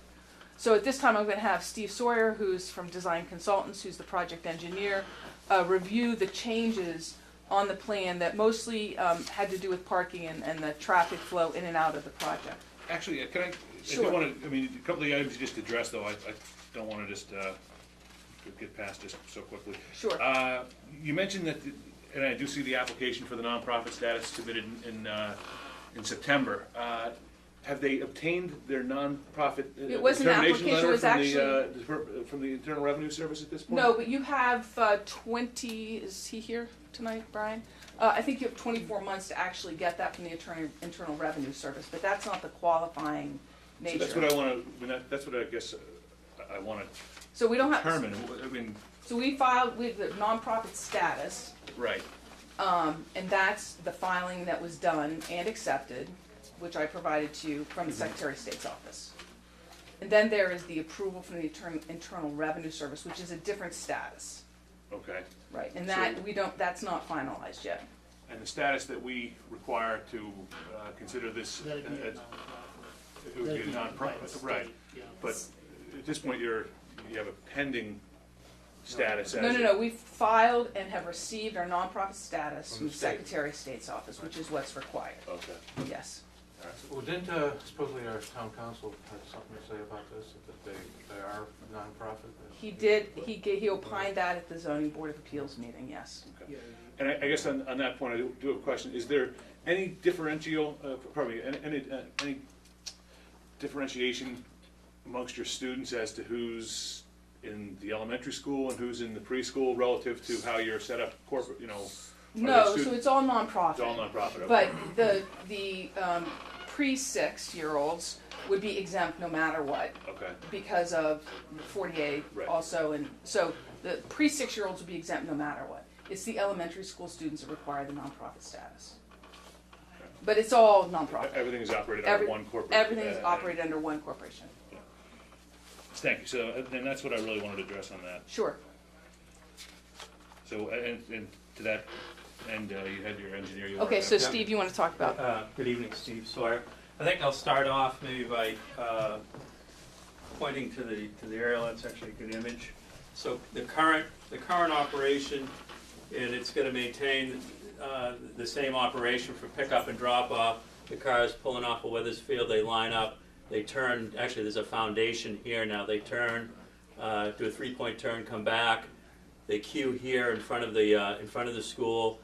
One by one, the kids get one car at a time. They get loaded into the car and they leave. It's very. I've observed it on 2 or 3 occasions. It's very orderly. There's no issues out on Weathersfield. Actually, I'll jump to a comment from Larry Graham. Was sight distance. I did evaluate the sight distance. Parked here, there's ample sight distance in either direction. I think it's around 750 down to the north, 400 to the south. Actually, one of the items that gets clipped a bit because cars pretty much, I think that's 128. The bumper's pretty much right on Weathersfield. There's a spot, kind of a little spot to the edge of their parking lot they've carved in that they leave a car at. The main issue, I think one of the main issues, particularly with fire, was width. There's a pretty good choke point here. It's only 11 feet. And they were very good. The parents are very diligent about the fact there's a little area here. They wait, make sure that there's nobody coming through, that the inbound has the right of way. But the fire chief that was unacceptable. Also, Larry Graham thought it's really not while it does work, it's really, we should look to improve it. So in speaking with Margaret, what we're proposing to do here is we're going to take the garage off. Instead of, you could have come through and done some sort of circuitous route, but it would have been a tremendous amount of disruption to the yard. She would rather keep the egress as is and minimize the disturbance. So we'll be ripping off the garage. She will rebuild a small entryway here, but what it's going to do, it's going to provide 20 feet of access all the way in. And another comment from the chief and Larry Graham was the turnaround was a bit, the original plan, the turnaround was a bit substandard. It was only 30 feet. What we've done here is provided a full 50-foot hammerhead turnaround. So even a fire apparatus could pull forward, make the turn, and pull out. This entire route will be paved. There'll be some widening. You can just see basically the slightly shaded areas is the added pavement areas that we had to augment the pavement. As far as parking, this area is grassed right now. During the spring it is a bit muddy, but they still work through it. But there was a recommendation to convert that to gravel, which we've done. What happens is we can maintain a 20-foot aisle here, but due to the skewed nature of the lot, we run from basically 17.5 here, and then as you run down, it does shrink down to 16 feet, which would be, this end would have to be compact cars. A good portion of the cars, my car would fit in there. The Subaru Crosstrek, many cars would fit in those spaces. Why not a paved parking area? I mean, gravel doesn't plow well. I know that from personal experience. I think number one, we don't want to pave want to keep the permeability. Well, yeah, I can understand that. Yeah. But And in the wintertime, I think you tend to get an icy buildup on gravel driveways. Yeah, right. Well, with the way they clear now, I think it's a tractor-mounted snow thrower, and they do a very good job of clearing. And they've been actually doing a good job clearing it with grass and maintaining the grass through the past past many winters. In 2015, they didn't have any problems. So. Yeah. So and I don't think as far as the use of the parking, See, it's mostly an overflow. You Yeah. have curriculum days and that type of thing. Everybody shows up, but it's not I think used on a daily basis. Oh, I think Margaret, your main events, a lot of them are off-site. They are off-site. Yeah. So. But this is your required parking, right? Yeah, it's a required parking. So that's why we're providing. Yeah, that's why we're providing it. So what we're providing is there's 13 gravelled spaces here. There's 4 tandem spaces here that the teachers could park in. Then we have a parallel. Get 1, 2, 3, 4, 5, 6, 7, 8 paved spaces here. 2 paved spaces behind the house. I imagine Margaret would just leave her car down there, down near the house. So it's a mix of gravel and paved, and we're just looking to minimize the pervious surface, and there's a little bit of maintenance with gravel. Well, again, I'm concerned about the icy buildup. I know that it can get very slick. The good news, it's very flat there, Pancake. Yeah. It's very flat, so as far as grades and such, even if there is a little ice, there shouldn't be any issue with that. So as far as stormwater, this doesn't meet the stormwater regulations as far as a stormwater permit, but we are providing some enhancements to the stormwater. We'll provide 2 rain barrels at the new addition. Also, the overflow would go to a 500-gallon dry well there.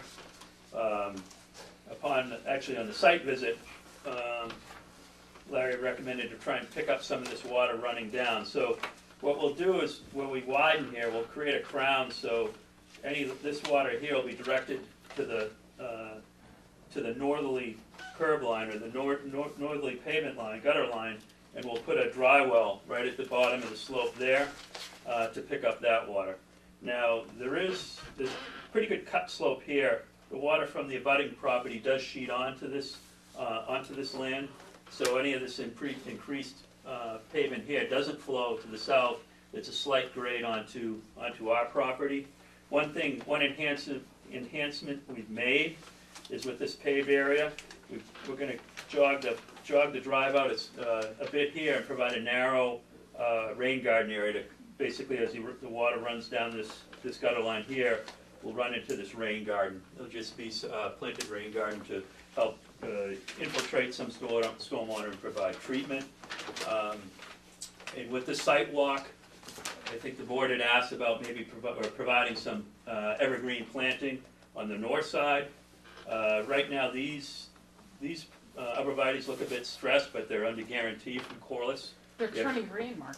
Oh, they're coming around. Amazingly. So what are you going to be planting? It'd be either some sort of evergreen screen, probably recommended by Corliss, or somebody, probably hemlock, or not a white pine. I don't think we'd go arborvitae, something that's fairly rapid growing evergreen. I mean, we usually require applicants to specify what they're going to do. I can check with Margaret and let you know. It's all, I might remind the board who went on the sidewalk, there's all trees behind Yeah, there yeah. anyway. She does own. It's all forested behind there anyway. There is a pretty big wooded buffer here. It's hard, it's a hardwood area, but she's maintaining this large wedge of undeveloped, unimproved land. Yeah, there was something there. It was just, I mean, you could see the houses clearly. Yes. Yeah. And I think another item brought up at the site walk was the egress to the new building. There'd be an egress door here. We'd provide a 5-foot wide concrete ramp with rail to tie into this location. So the pedestrian route would be through here and into the front of the building. So that's an improvement made from the site walk. You added the site distances to the plans. I added, the site distances are now added to this sheet here. And then the erosion control, thanks to you added. Thank you, yeah. So one thing that, actually, when my response letter to Larry Graham, that I didn't pick up on revision 2 was, he had mentioned about erosion control on the south side. One thing is that there is sheet flow in this direction, but it is tight, and there should be some sort of demarcation. So we are providing erosion control around this whole perimeter in this manner. Mostly on this side would be so we don't encroach onto the abutting property with our work. This side there is flow in that direction towards the woods, so we provide a silt fence in that area.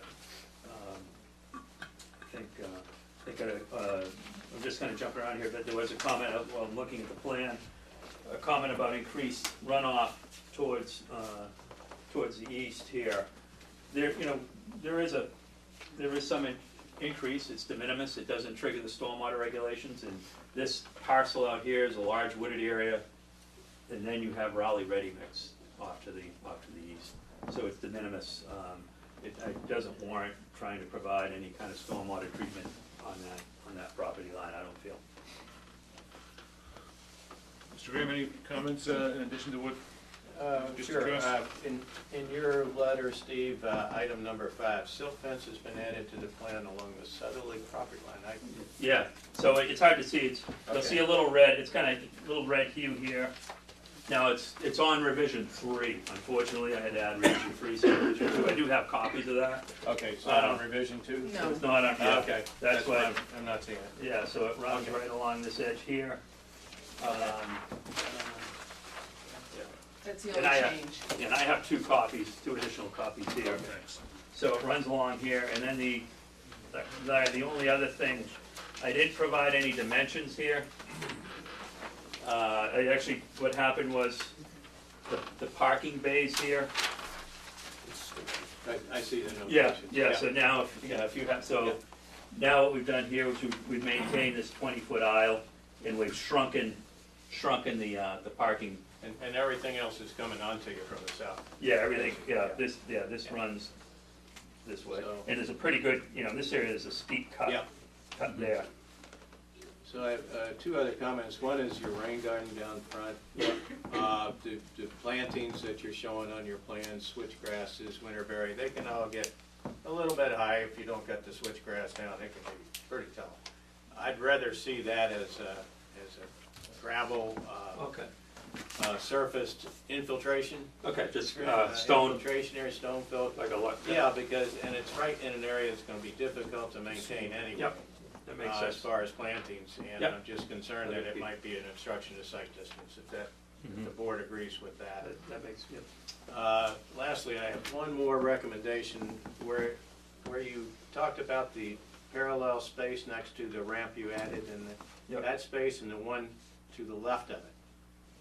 I would like to ask that you delete those spaces for the purpose of having that area where the kids come out and meet the cars a little bit clear of vehicles and possible obstructions. And in place of those 2 spaces, Steve, let's take a look at that. At the northerly extension of the northerly leg of the turnaround, add those 2 spaces in there, make the turnaround, instead of 15 feet, 18 feet wide, shift it perhaps to the east or a little bit, 3 east, 3 west, whatever. And then put 2 more spaces back there. Yep. And get rid of those 2, because that'll clean that area up a little bit, make it a little bit safer for the kids coming in there. That's a good suggestion. Good suggestion, thank you, that's good. Yeah, My comment down near the rain garden is, none of the people coming out of, not none, but a great number of people coming out of that driveway do not stop. I would like to see a stop sign. Could it be a little one? No. No, you want the full Mass Highway? It's your stop sign. Ma- And I have another issue that I don't know how to address, is that you have 2 primary uses on a single property, a residence and a school. This is a legal issue. And I would like, kind of kick that around, see what. Sure, What's your- because this is exempt, it's permissible. I do not believe that. I don't think the 2 uses are compatible simultaneously. Yes, and that's a zoning board issue, with all due respect to the That's true. jurisdiction of the planning board. It should go to But- the Board of Appeals. And we're going back there after we get your approval here, so we went to the zoning board first, They said, we get the non-exempt use. They did Come not back- address the principal What- uses. Hang on, come back, go to the planning board, and then come back. We're not gonna close our public hearing and come back and see us. So we're gonna go back there. So, because it's a non-exempt use, because it's an exempt use, it's not an issue. Happy to have the zoning board address it. But it certainly would not be within the jurisdiction of the planning board. That's correct. I believe there's an issue here because properties have one primary use. That used to be a primary use there and an accessory use being the carpenter's shop. Now you've got primary use of a residence and a school. In my history, it's a no. I understand, and we're gonna disagree on that. And again, I would respectfully suggest that that's not the jurisdiction of the planning board. Okay, but it's a jurisdiction of the Of Board the of zoning board, Appeals. that's correct. Okay. And we're still in front of them. But I'm not sure we could move forward from approving 2 primary uses. You're not approving 2 primary uses, you're approving the traffic flow and the parking. For, Well, we're approving, I think we're approving the school. You're doing a site plan approval, you're not For- approving oh, the see, one uses. sec. Well, You're you're not right, but we're approving the doing- uses. Yeah, I don't know. The uses are being approved by the zoning board. You're not approving the uses, you're approving the site plan. You don't have the jurisdiction to approve the uses. In this particular instance, you may have other jurisdictions. but I'm not sure that uses. you have the uses at this point. I mean, you say there's still an issue as to whether we can have 2 primary uses. No, I don't. You say you I disagree disagree with respectfully, you. fine. I don't Does the believe planning that we board, what is the, pardon me, the zoning board of appeals The zoning board of appeals, and I is don't. waiting for us I to don't- approve a site plan for That's you. exactly right. But And they, yet I'm waiting for them they- to show me that we have these 2 uses. the zoning board of appeals, and I don't have the minutes of the meeting in front of me, but the zoning board of appeals said, and their attorney was there, town council was there, we understand this is non-exempt and we will approve it, but not until we hear from the planning board related to the parking and traffic under the provision of the zoning, under the provisions of the zoning ordinance related to the use for exempt uses. They say they can get input from the planning board related, that's why we're here. But the 2 primary uses were not brought up at the Board of Appeals. The board, well, we didn't hide the residential use. But I think we may ask for them to just give us some guidance on that issue. Because it seems to me like we've got 2, like I said, 2 primary issues and we don't. You don't, with all due respect, Mr. Chair, you are here to approve a site plan approval, not the uses on the site. You're here to approve your site plan approval. The zoning board of appeals approves the uses. And they haven't. They said, but they did not vote, because they continued it, because they wanted to get your input. So Frankly, we're stuck, I'm not we're stuck in the persuaded by middle. your representation that they told you they'll approve it once we're done. Okay.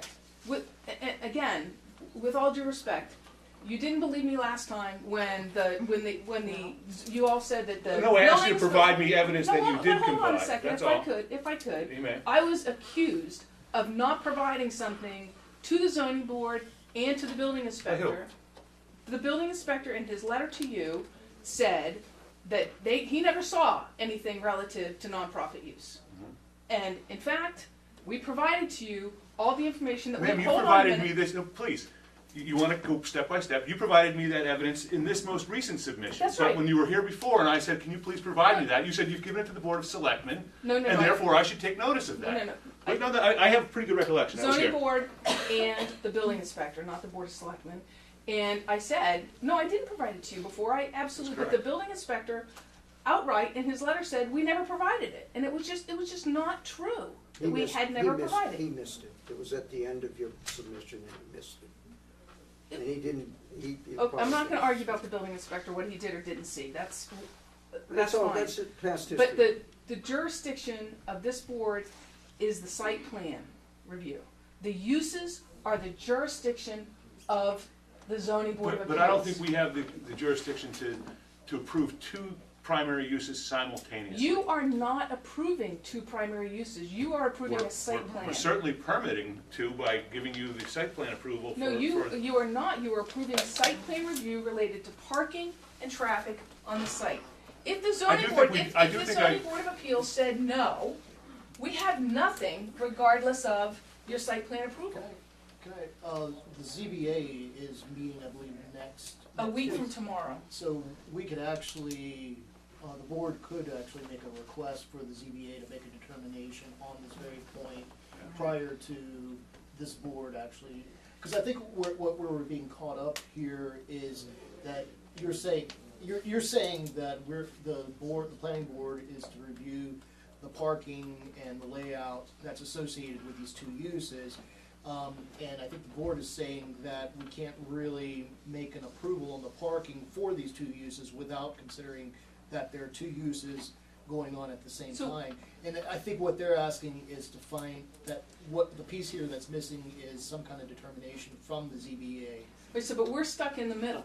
Yes, Because this, yeah. which, we're stuck in the middle, Yeah. because the ZBA says, we're not gonna finalize our decision until we hear from the planning board. Yeah, And the regardless, planning I board is remember where saying, that came we're from not because gonna, of the parking right? issue. We're not gonna finalize our decision until we hear from the ZBA.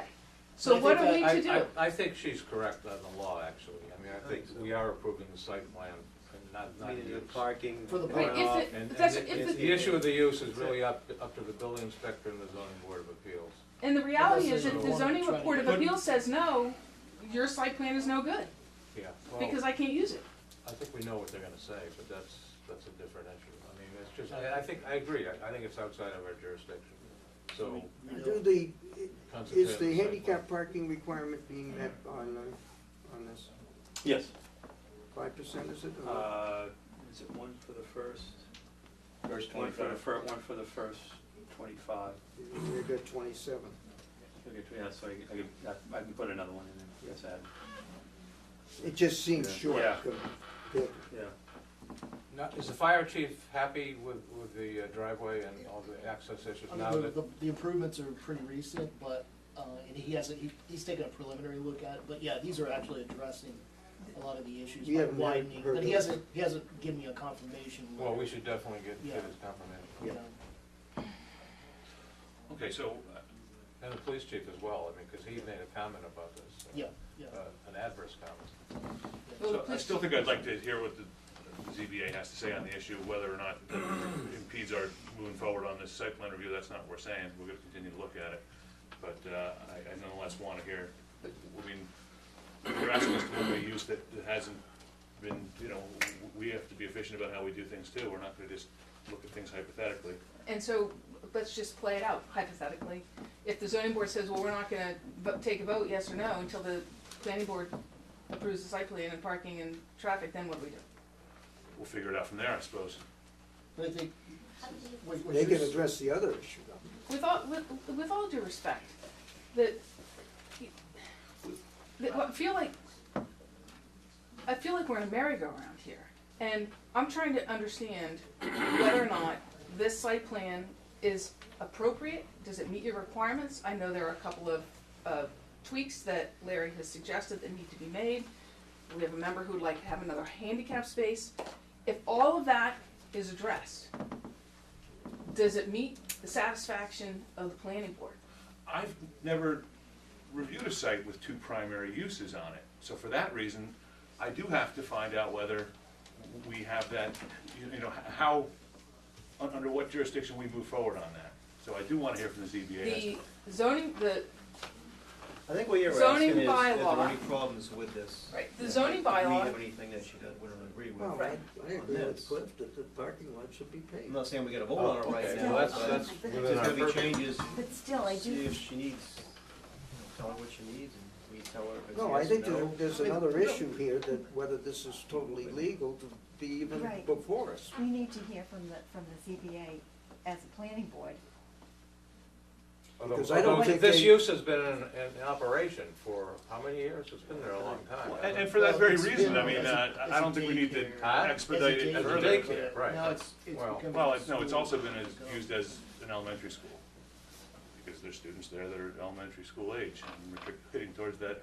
But could I also suggest, I think the other piece that, we're not, the ZBA could, make a determination on whether it sees two uses on one property, but I think the other piece is like, whether, I think what you're bringing up about whether the nonprofit status actually shields this particular use from that. In this case, because it is a nonprofit, it's conceivable that it could be allowed, even if it's two primary uses, and that there's nothing that would actually prevent. That's a. But isn't that, In any event, it's not, That's not really what we hear. I agree with It's you, not it's the not our, jurisdiction it's of not the our planning issue, it really is not It's our not issue. It's the not what we jurisdiction hear of the planning board. to say if this is good or bad and hear from the police and hear from the fire. But I agree with Chris that we need a clarification. We can But get it generally right. speaking, the parking issue is much better than what it was. I wanna hear from the fire chief and the police chief. We have a couple of comments from people here tonight, so go ahead. Good evening, members of the board. Matt Ziv, 50 Weathersfield Street, speaking strictly as a citizen tonight. General concern that I have, this is one of 3 schools that we have in town, first being Pine Grove, obviously, governed school zone in the front, 20-mile-per-hour zone. You have the Clark School, which fallen off Route 1 at Forest Ridge Drive, 9018, under that Mass General Law and chapter and section, that makes it a non-posted 20-mile-per-hour zone. Now you have this school in Weathersfield Street, which is a 30-mile-per-hour zone running east to west. So my concern is, you have up to approximately 60 students that are supposed to be there. We now have been told that the students are going to be coming in all hours of the day, so we have a staggered drop-off and arrival time, etc. So that being said, shouldn't the speed limit be down to 20 miles per hour just so we avoid any accidents, God forbid something were to happen? I mean, I think it's a genuine concern for the safety of the students. I see the kids around town, going to the common, the library, and that's great, I'm glad they do that, but that being said, if they're out walking around, I do have a genuine concern over just in that area, 30 miles per hour. Personally, the speed limits is certainly not something we have any jurisdiction over. Yes, sir. The siting of the school is something they're looking to do, and they're serving as a matter of right, so as far as what we do with the speed on the roadway, we take it as we find it. I understand your concern, though. Nonetheless, the applicant has explained to us that really there's no students coming out towards Weathersfield Street. Everything happens beyond the, up the driveway and back by where the school operates. Well, I know somebody had mentioned a stop sign. I did. Yeah, Yes. and there needs to be, because people are pulling onto the road right down the street from my house. It's ridiculous. Your kids are walking down the street with no sidewalk. Or somebody It's- T-bone pulling out. Yeah, I mean, Sure. My apologies. there should be a school zone. Thank you. I know that's not your jurisdiction, but at what point is there a school zone? Honestly, it's Department of, I think they're, Yeah. the Department of DOT, Mass DOT would assess the speed limits on all the roadways in town. Right. Were you Unless it's talking private here roadway. earlier worried about like solar panels? I literally watch kids walk to school every day, and I've watched all of these minivan moms not stop or even slow down at the end of that driveway. They don't even slow down. They zoom right out into the road, and it happens regularly. There's a couple that stop, and I respect that, that's fine. But I have kids right next door. Many people have kids. I am not My the only one kids with are kids. next door. 127 Weathersfield Street, sorry. And it is a lot of kids. And my kids eventually will ride their bikes to school and walk to school. And I'm glad that these kids have a safe environment for their, their drop off and their pick up and their all that stuff. But no one's really talking about the kids that live in Raleigh, that the don't go there. taxpayers, the ones who have paid for their kids to go to the Pine Grove preschool and the Pine Grove kindergarten, and all of the time that we're putting into this town. And we deserve for our kids to be safe and not have all of this traffic on our road where we live. Back to the stop sign suggestion, that would be pretty appropriate there. I think it is, especially, certainly when you're leaving the property before the sidewalk, there is a sidewalk there, right? Assuming people are here Yes. today. Guys, please. So parents of, I'm Okay. Diana Brace, I live in Amesbury, I'm a teacher at the school. Okay. Parents of private schools pay taxes, right? We pay taxes and we pay for tuition. The other thing, I think, I've visited schools where there are gravel driveways for environmental purposes. It seems like we're splitting hairs, and like these new demands keep coming up. And I don't know how we got this far. Here we are questioning, I don't know, I think the gravel driveway is fine. Thank you. Ma'am? Sharon Fish, 129 Weathersfield Street. Couple of, I did send a video that shows that people are exiting without even stopping. So it was not taken by me, it was taken by a guest on the property. So, so I did send that to Kirk earlier. the concerns that we have addressed here. What is gonna happen with the overflow, when they have activities or whatever, where is the overflow parking gonna be? Are they gonna continue to block the driveways? What about our privacy? We have no privacy, and we cannot continue, this can't keep happening. We need privacy. We can't have parents, teachers, students just staring down into our property. We have a right to enjoy our property. We've listened to the drumming lessons, we've listened to the music lessons on the top of the hill, and I do we need understand. privacy. Well, we are trying to take into consideration the concerns and interests of the abutters, and we have been out to the site, and, you know, to the extent that that there's, you know, we can mitigate that impact, like to try to address it, but depending on a couple of different variables, including what the ZBA says, this may be something they can do as a matter of right. So for that reason, we can't sit here and, you know. But why should we bear the expense of having all the trees and everything put up? She's the one putting in the school. She should be putting So- in some landscape Have you seen to protect have you us. taken a careful look at the plan that they proposed, and if you can identify where you live and tell us where you're. So they have some, you know where that row of trees are that haven't done very well, all browned out. Yeah, 2 years in a row that they planted that have died. Yeah, That's what happens when you don't take care of something. well, They need to be a little bit bigger too. They need to be big. They need to be instant privacy, not these little 4-foot trees that 5 years down the road is going to. head over here first. Ma'am?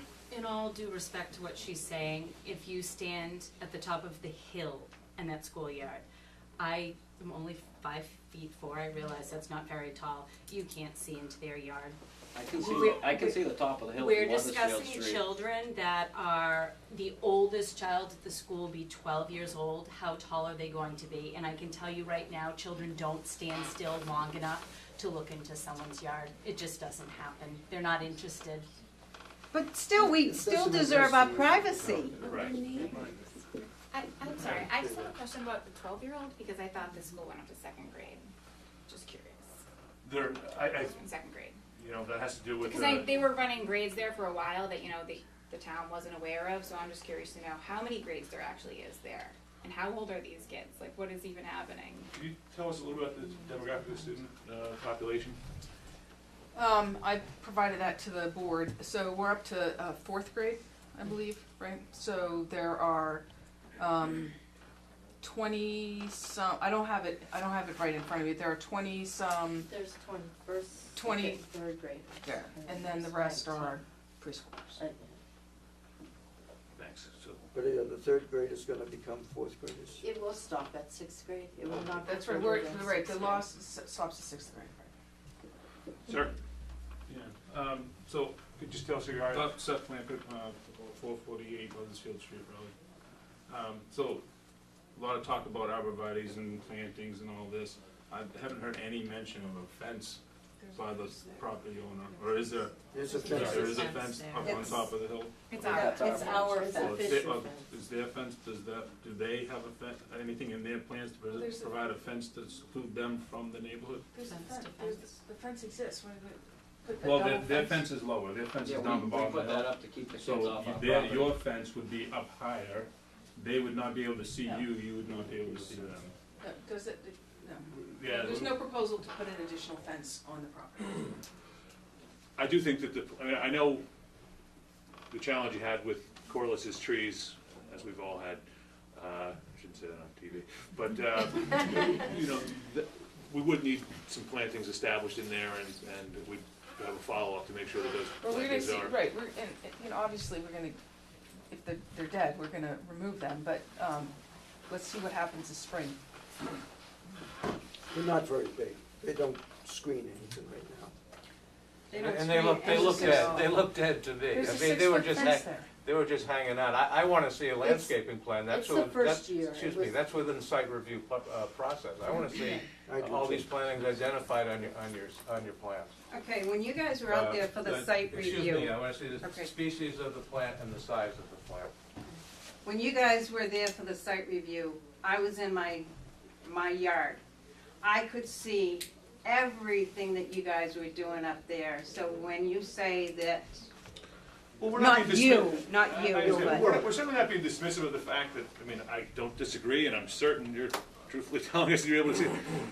We're not here to promise that you'll never be able to see what goes on somebody else's property. So, you know, and yet, we're also trying to protect your right to quiet enjoyment. So we're trying to balance the two interests. We have something that seemingly is allowable as a matter of right. We're trying to balance that interest with yours.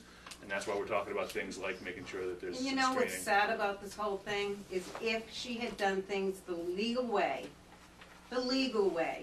not the illegal way, we wouldn't be in this situation. We would have not had 5 years of, the kids and the chickens and the noise and the this and the that, if it was done the right way. It wasn't. You know, she waited until we filed a zoning violation for her to start the nonprofit status. We are simply, we've lived there for 65 years, we are simply trying to enjoy our home in our retirement age. That's all that that's what we want. We want to be able to see our grandchildren have fun in their own property. We have that right. And thank you for that input. Anybody else here on this matter? I'm sorry, I'm gonna try again. I just wanna say that this is not some disgusting, like, porn shop or something. This is a school where children are being shown to be courteous members of the world and in society. And what is wrong with seeing children in your neighborhood?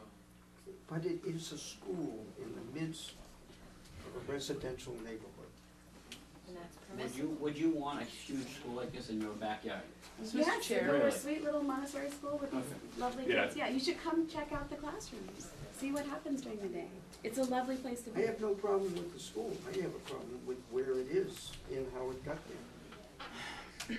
Well, so do I, but, you know, I think we have to recognize that, and it's like I keep saying, and other people said, that our jurisdiction is limited.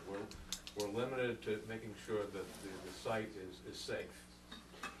Correct. Pretty much. I just don't think we That's should be approving hypotheticals.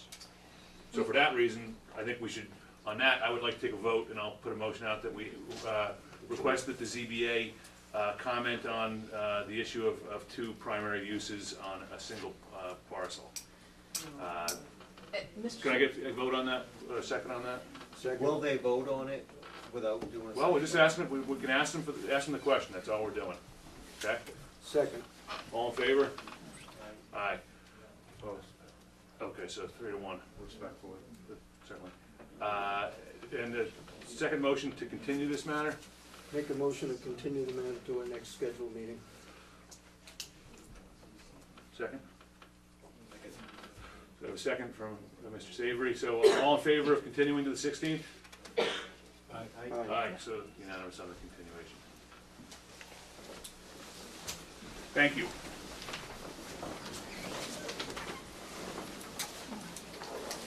All right.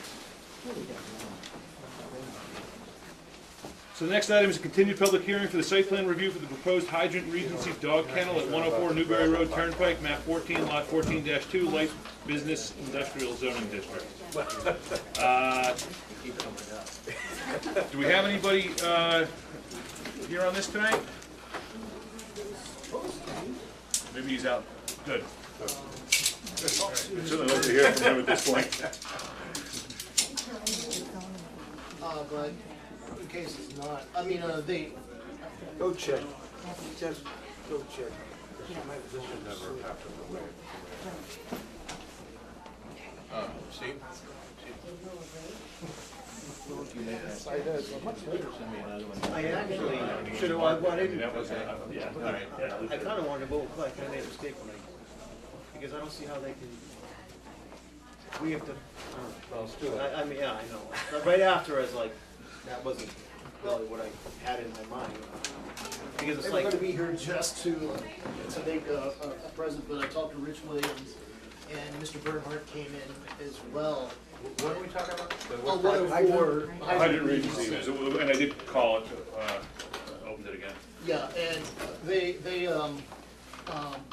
they are actually requesting a continuance, but they were gonna just give an update because they're still in the process with Mass Highway. And, it'll be a few more months, I think. But, you know, it depends if they, I mean, they would be willing to move forward, and address everything else, you know, if you wanted to condition it, but I think we, you know, I was talking, you know, to Larry, I think you felt that it's not a good idea to really proceed without twiddling those fingers. Right. So that it might be a good idea to just, you know, acknowledge their need to continue. make a motion. Okay. Make a motion to continue it to next meeting. All in favor? Aye. Aye. Good. Next. The other one I know you're challenged on that. Well, the problem is that we don't have a consulting engineer on the 16th for all these matters. Well, we continue it again, the series gonna be the 16th, and on a series 16th? I mean, we didn't come up with any other date. Well, We wanna do this, I mean, if we could do the 9th, we just won't have this room. we're thinking about doing, we're looking for the other room anyhow. Yeah, I mean, if you were wanting to actually use the other room, we could do the 9th, or this room. I don't know if this room is any, I mean, it is bigger, I guess. Well, I but- mean, I don't think we can Continue to change, 16th, change we it, can't do it. and, you know, they're not here, so, Yeah, that's true, yeah. We can't I do mean, I that. just, I was going by the calendar, what was available. Larry can't make it on the 16th? Can the reports be here on the 16th? Well, maybe. Okay. How much more we add tonight? well, if, you know, if we feel like we need Larry for an issue or multiple issues, we continue it again, that's all. I don't have a problem with that. Nope. These group. Okay, so we've continued Hydrant Regency. Next item, we have a 7:50 meeting with Right on time. Mr. Batrigan, here to discuss Ipswich Bay Glass pertaining to the proposal to add an underground parking space for the new building at 428 Newburyport Turnpike. How you doing this evening? Good, how are you? Good. Sandy Patrick and Charlie Ware with Meridian Associates. Evening. We had submitted, I know Sandy had met with you, was it back in November? Yes. And, it's for the, for his 40,000 square foot building, and he wants to put parking underneath it. So we've updated that plan, added the parking, whereas we've taken away some of the parking on the exterior of the building. And actually what we had done, we'd gotten a waiver from this board originally to have less parking than what was required. The tenant that Sandy has wants more parking, so we've actually brought the parking number up to the zoning requirement. But we've actually reduced the total number of surface parking, but the total of the parking under the building and the surface parking meets zoning, So I think we have 2 more spaces than were originally approved.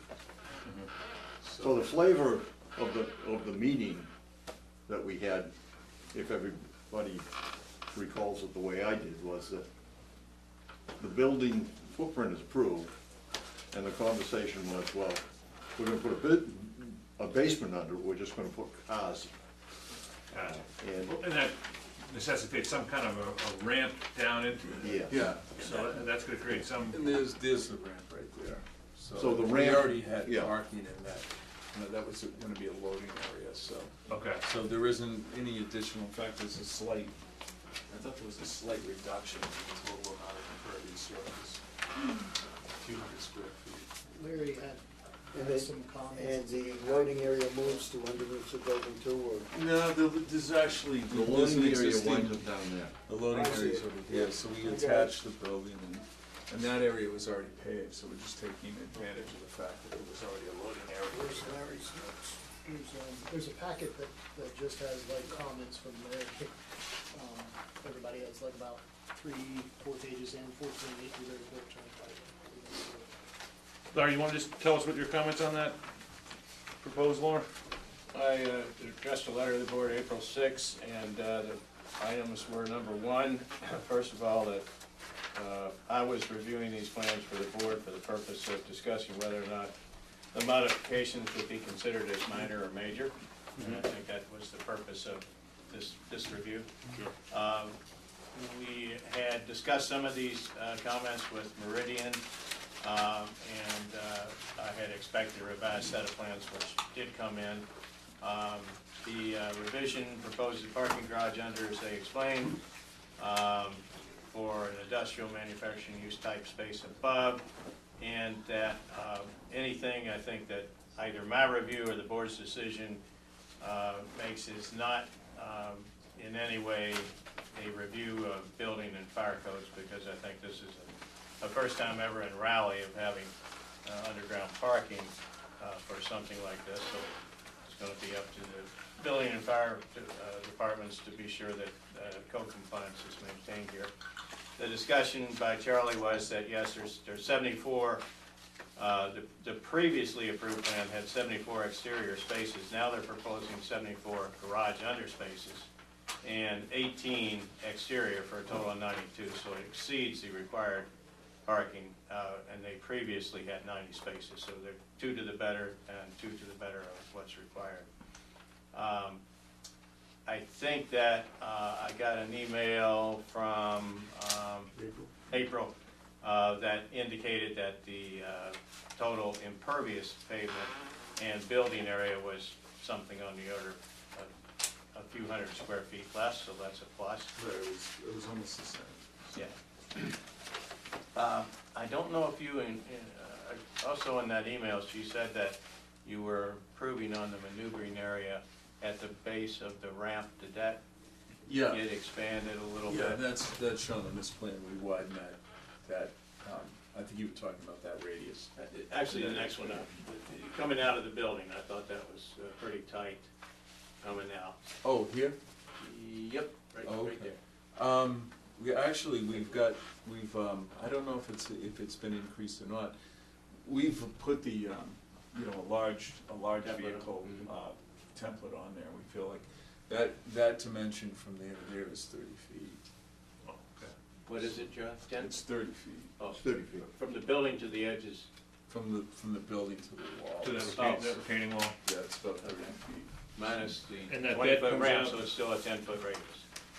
Excuse me? It's a 10-foot radius coming out. Yeah, it's about that, yeah. And the other comment was heating the ramp. Yep, another comment was it's a 10% ramp, and I had suggested maybe they consider heating it, which I think they've decided that they would do. There previously was a loading dock shown, and there's no loading dock now per se. It's over here, Larry. Okay, so it's actually in building 3A? Yeah, but we have access in, so it's to service that building. And that brings me to one point that I hadn't seen and brought up to Meridian, was that building 3A is now joined with building 4. Previously, there was a 30-foot space proposed between the two buildings, and I think the fire department should, take a look at that, the board should be sure the fire department's okay with that. They have access around both building 4 and around building 3 and 3A, so they can get to the back, but they don't have any longer the access between the two buildings. The chief has reviewed that, he's okay with it. I think the board should hear from him. Other than that. I'm sure he will. Yeah. Just put the. Other than that, there were. Cover the file. Minor point, there was previously 6 dumpsters, now there's only 4, but you've got a compactor program that you're proposing there, apparently at the end of building 3A. Well, actually, what happens, Larry, is that the loading docks that are there, there's existing loading docks there now that service building 3A. And building 3 and 3A were 2 separate buildings with a demising wall and had 2 different tenants in Now Ipswich Bay has taken over 3 and 3A.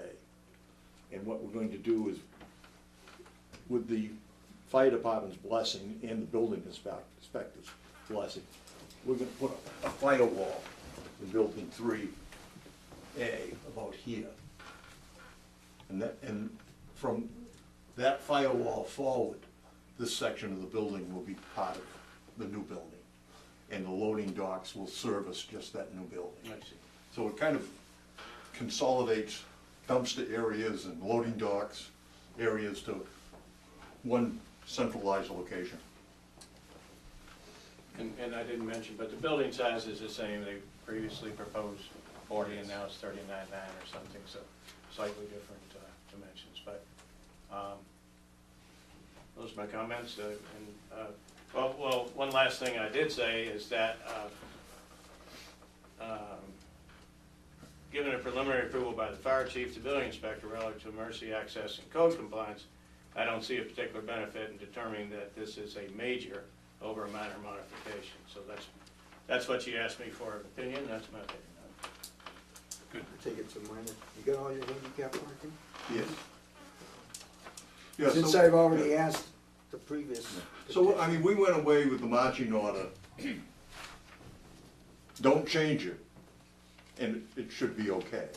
Right.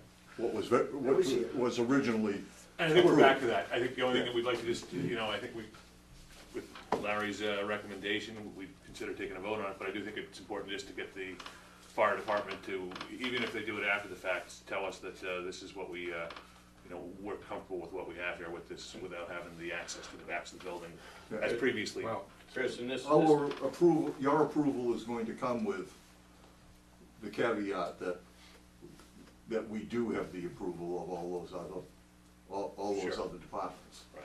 And we don't have a building permit from the building inspector either, but it's part of the requirement. I kinda think we should get the fire chief's okay before we Yes. sign off on anything. You know, we can't get a building permit without the fire chief's sign off. Yeah, I know, but. So This is a planning board issue. Well, the way the thing went with the fire department is I went down and talked to the chief. The chief came over. I showed him what I wanted to do.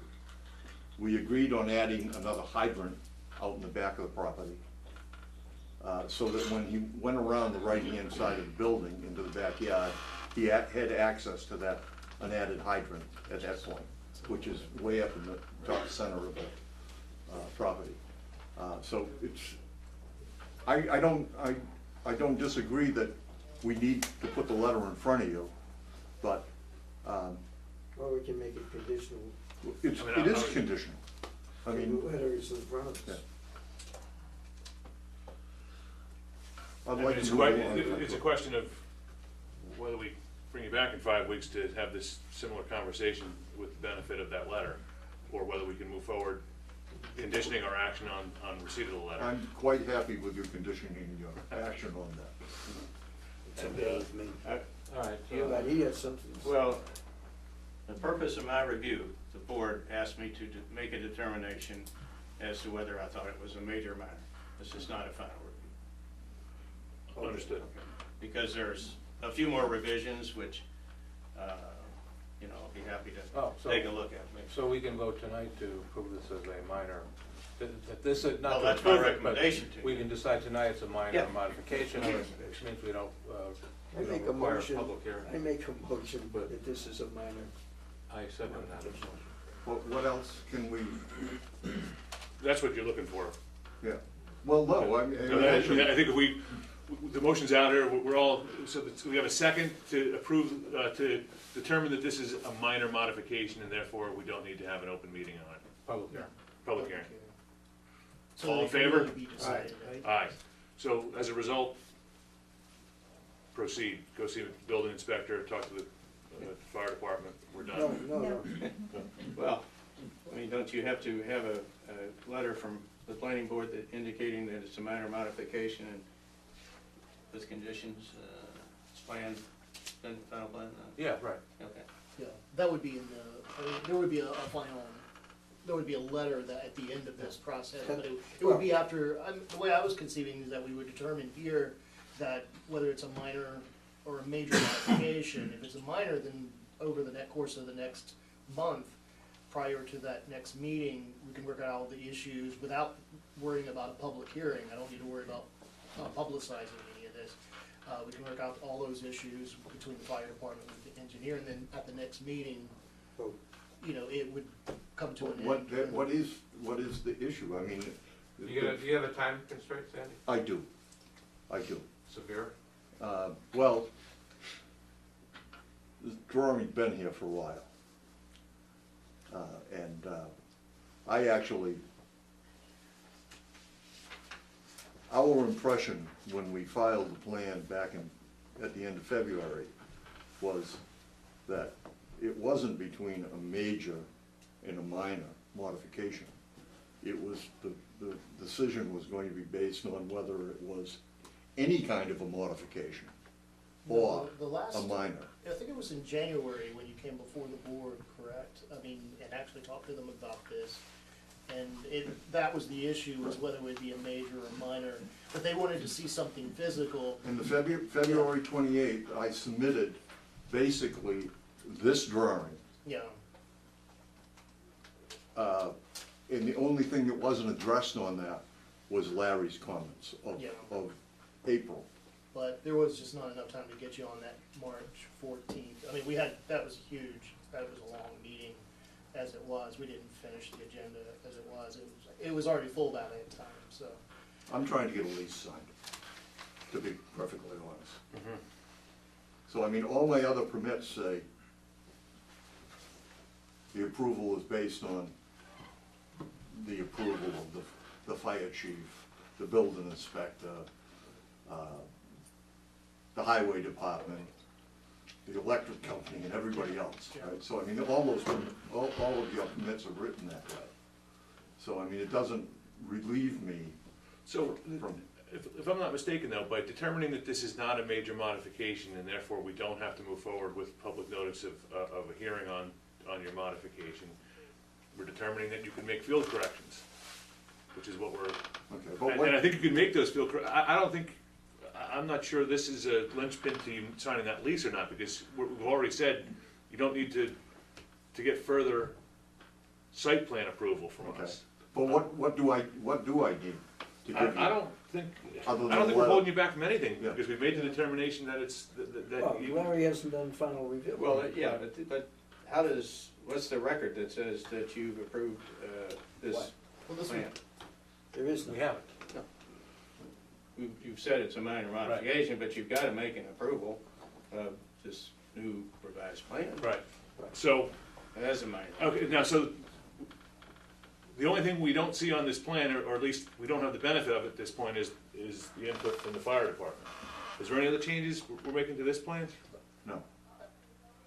So, I mean, I think we should make this approval, this determination on the condition that, this plan with fire department approval. Well, how we've done these before, I mean, we're essentially saying that these changes are not substantial changes to warrant another public hearing, but that they can be made in really the same way that field modifications are made, that if in the end, by your review, you decide that you make a positive recommendation that these things do meet the requirements of the bylaw, then the board can ratify at the next meeting and accept those changes, like we've done before. I don't know if that's necessarily the same thing qualifies as an actual approval letter. It's just a formal action to accept the changes as recommended. Larry, I think I'm hearing you saying that you feel you should take a closer look at this plan. Well, as the board's consultant engineer. I'd like to see the final plan that addresses the few things, the heated ramp, the expansion, the questions being answered, which I'm sure Charlie is on top of doing. Just don't understand the process that maybe somebody can remember the last minor mod we had, which was 2 years ago. But did you get as far as, didn't you get a letter from the board approving that minor modification? Yeah, it said it was a minor mod, Right. and of course, you have to still comply. and Minor get all the- modification, yeah. All of further approvals from all the other town boards. Right, but based on the Meridian plan of February 27th. Right. He doesn't have that right now. You know, that's what, I understand. process-wise, You're that's saying what he a needs. formal action by the board at the next meeting. Yeah. I mean, that's how I actually Well, understood this the process. plan we're looking at right now, Larry, was, you made some comments and we submitted a revised plan. I'm not questioning that, Joe, I haven't seen them. Yeah, All I'm saying, okay. and if they're on there, and that, you know, that revision of April 6th or whatever is the revision that's in the letter of the board that says it's a minor modification, proceed, then it seems like the process has been completed. I understand. Yeah, I understand. Mostly If a the board's formality. anxious to satisfy the applicant in this case, you can, I would say you could Well, make that. I do think I'm trying to balance the interest of an applicant that's trying to come up with a site plan for a specific tenant, knowing that that tenant, you know, might not be around by the time we get to the approval, where the only thing we're looking for is some very minor adjustments on revisions to a plan that's before us. If the board feels like this is a satisfactory solution, take the action tonight to approve this as a minor modification, which you've already done, and approve the plan subject to the letter from the fire department and a letter from Graham that says these plans represent. I think that's We can do that's a practical solution. I'll make that motion. Second. All in favor of approving this plan, subject to the revisions discussed tonight, and with a further approval by Mr. Graham upon reviewing the revision And the fire chief. and the blessing by the fire department? All in favor? Aye. Aye. Saves you a couple weeks. Yeah, we appreciate that. Thank you very much. Well, you have such a good track record in town. Absolutely. You do. It's We're hard- trying. That's honestly. It's hard not to be accommodating. We wanna go out on a good note. This is the last note. Yeah, you keep saying. Yeah. I've heard that before. Thank you very much, Thank you. ladies and Thank gentlemen. you. Have a good night, take care. I mean, I absolutely understand your perspective that we need to look at this final plan. I'm sorry to keep. Money goes off the bank. I know. Yeah, we should have. A long time to get there. Maybe it's even the fact that we have 5 weeks now in the next meeting, everybody's anxious. Okay, so, I wrote okay, thank you. Evening, so we have a matter that's coming over from the ZBA, it's case number 18.10 for the 5 Railroad Avenue, American Barbecue Building and Parking Expansion. So who do we have tonight? Do I have to recuse myself? I've had their food and I've had them cater a meal at my house. Then we don't have to recuse ourselves. Come on. It's on the- So, this is Steve from American Barbecue. I'm Dan Ottenheimer with Mill River Consulting. And as the chairman just indicated, the zoning board is reviewing a modification to the building for 3 particular items. And apparently they've referred it to the planning board for any comments on those 3 items that you might have. So I'd be glad to let you know the 3 matters that are being reviewed by the zoning board. There's a special permit for to add to an existing non-conforming use. There's a side setback, and there is a front setback relief being requested from the zoning board. And I was just gonna point out, you know, in the ZBA cases, we provide, I take a look at them, provide comment. And so I looked at this, and the only real comment that I had initially was having to do, because they're doing, you know, delineating these parking spaces, to maybe take advantage of the opportunity and provide some landscaping to screen adjacent of the abutting properties. And actually, they've already responded. This is actually a result. They've actually, this plan, and it should be in your packet showing the landscaping. Yeah, they're wanting to add that. So in a way, it was, I was gonna provide a comment letter that asked for that, for the ZBA, but if they're providing it already, I mean, we could just ratify the, recommendations. And, they're meeting on this again next Thursday. Do we have an extra site plan here? Yeah. My site plan doesn't have landscape. Oh, yours doesn't? Well, you have the big copy. Oh, what's the little, oh, I got it, here we go, never mind. I think you're short one handicap space. See, 2. Oh, they got 2? Oh, okay. So this, how is it that you're expanding? Did you buy the adjacent parcel, or did you already always own that land? So We already have the Yeah, building. let me give it a little rundown. So existing building is this footprint as well as this footprint. The proposed project that the zoning board is looking at is no change to this part of the building. Remove this part of the building, put a full basement underneath it, and then rebuild it in the exact same footprint, as well as an addition located right over here. So your capacity is increasing by how many seats? From what to what? From 86 to 125. You know, I've got a problem with this, in that, you know, in order to give an intelligent response to the ZBA, we would have to do site plan review, which would include, of course, as everyone knows, input from our consultant engineer. They're not asking us to do that. They're asking for our comments, off-the-cuff comments, and I'm not gonna give them, because I don't think, this, again, we're talking about a residential neighborhood. Talk about a commercial use in a residential neighborhood. This is a perfect example of that. I'm not gonna comment on this without having a report from our engineer. I just don't think it's what value is it if we just provide off-the-cuff comments? All I can say is, because I live near here, I don't think there's a parking problem, because I've never seen one. Yeah, well. And there's some nights that there are 5 cars there in the middle of the winter, and.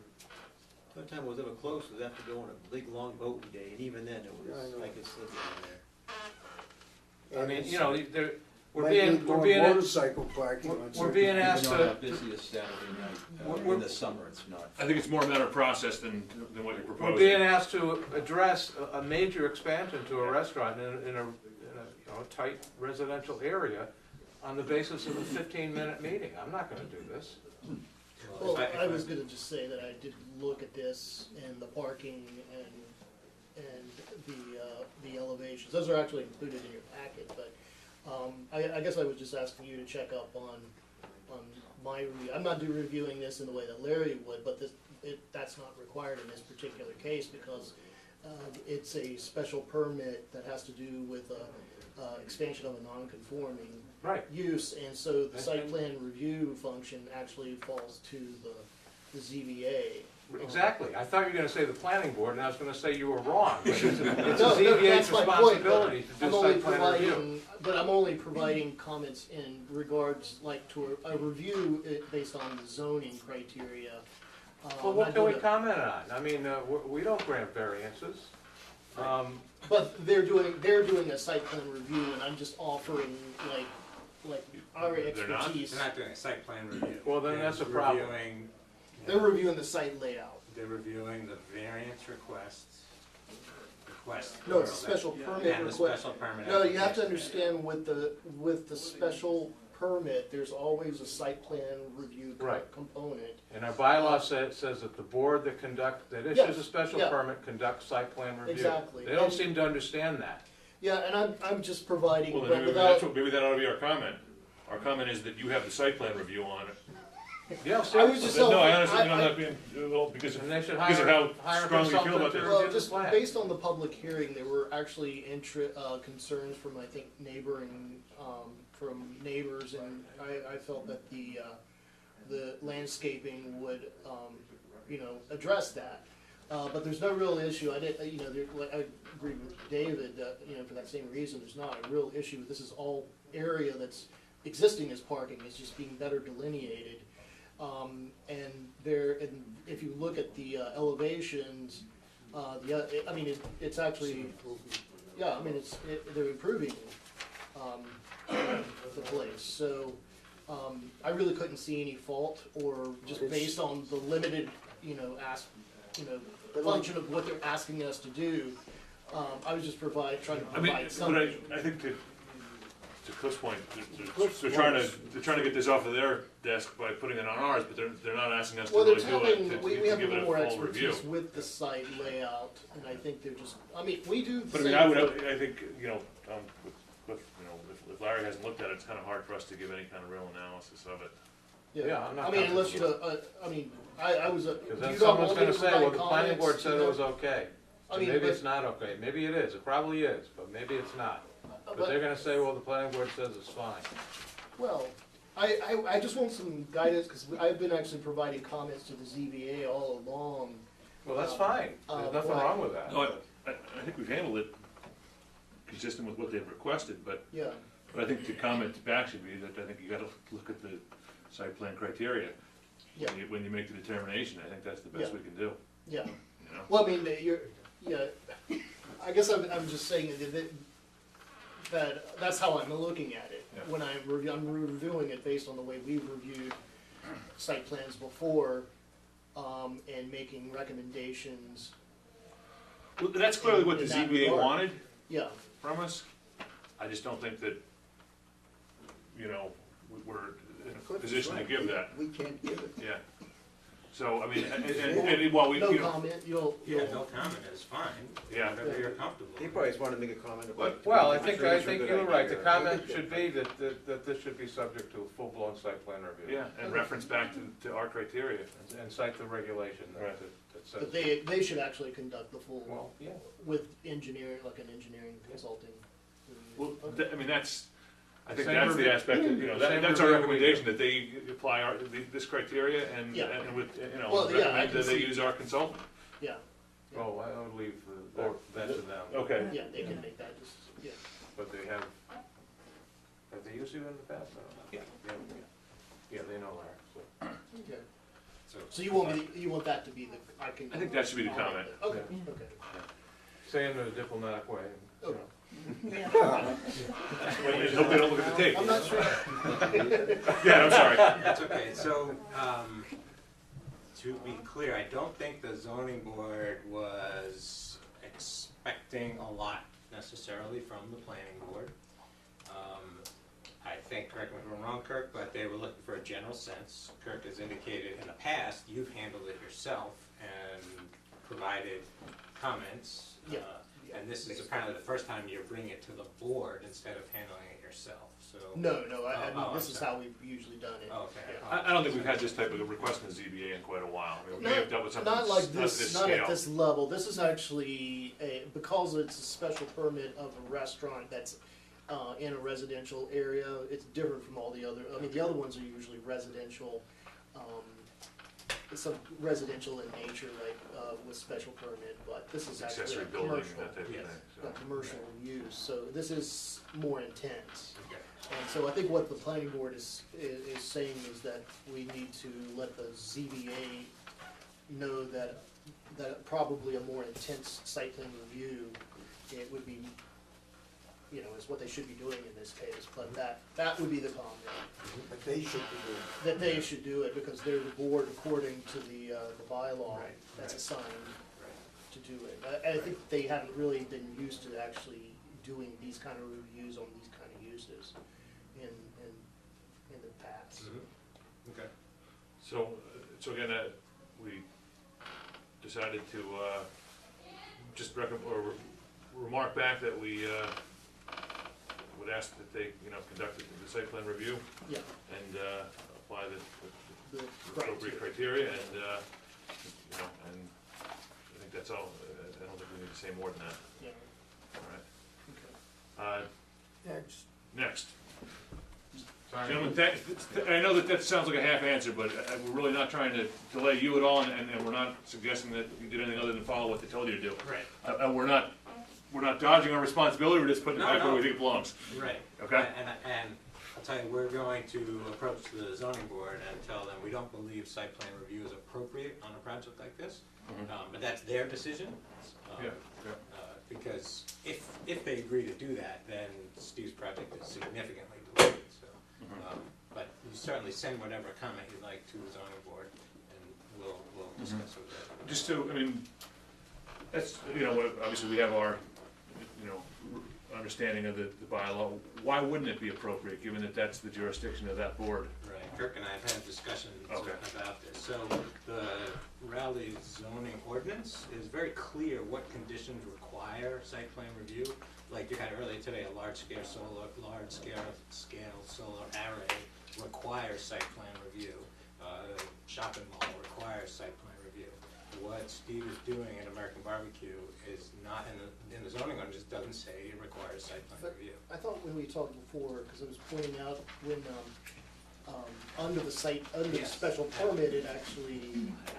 I don't believe it applies. Yeah, that way. you had a different, you felt it was, that's the wrong interpretation. My interpretation, yeah, when it requires a special permit, then you have to do site plan review. Yeah, that's how we traditionally, that's how this is.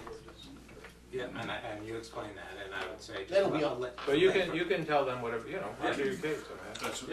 That's right, that's why they have a meeting on a different day.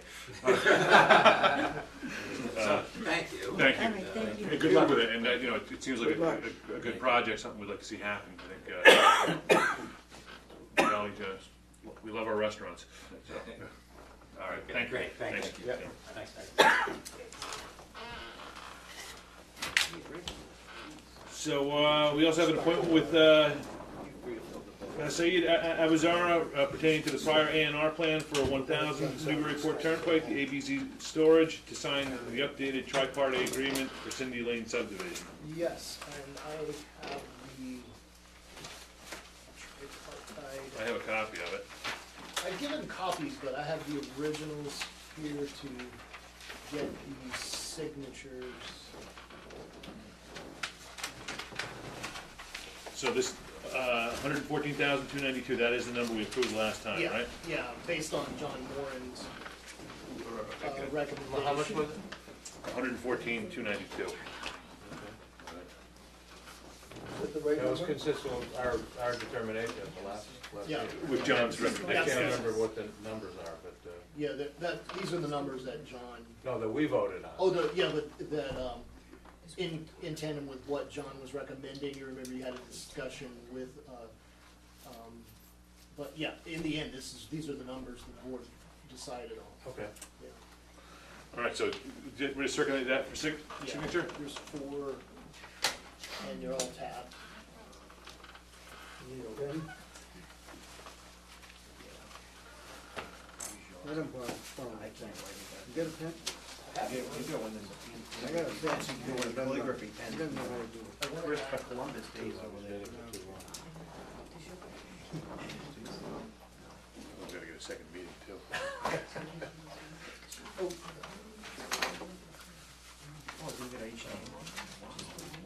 The other thing having to do with site that I put on there had to do with ABZ storage, and this, I think, I don't know if you'll remember this, but you were here in 2001 when the ABC storage had the A&R, this A&R before you, to basically, it looks like they were combining the two lots, lot 420 with lot 22, 20-2. And I can bring these up on the screen so you can see them, but that was signed back in 2001, and they never got it recorded, so he's wanting to take it to get it recorded. No, my name's that. Yeah. And, No,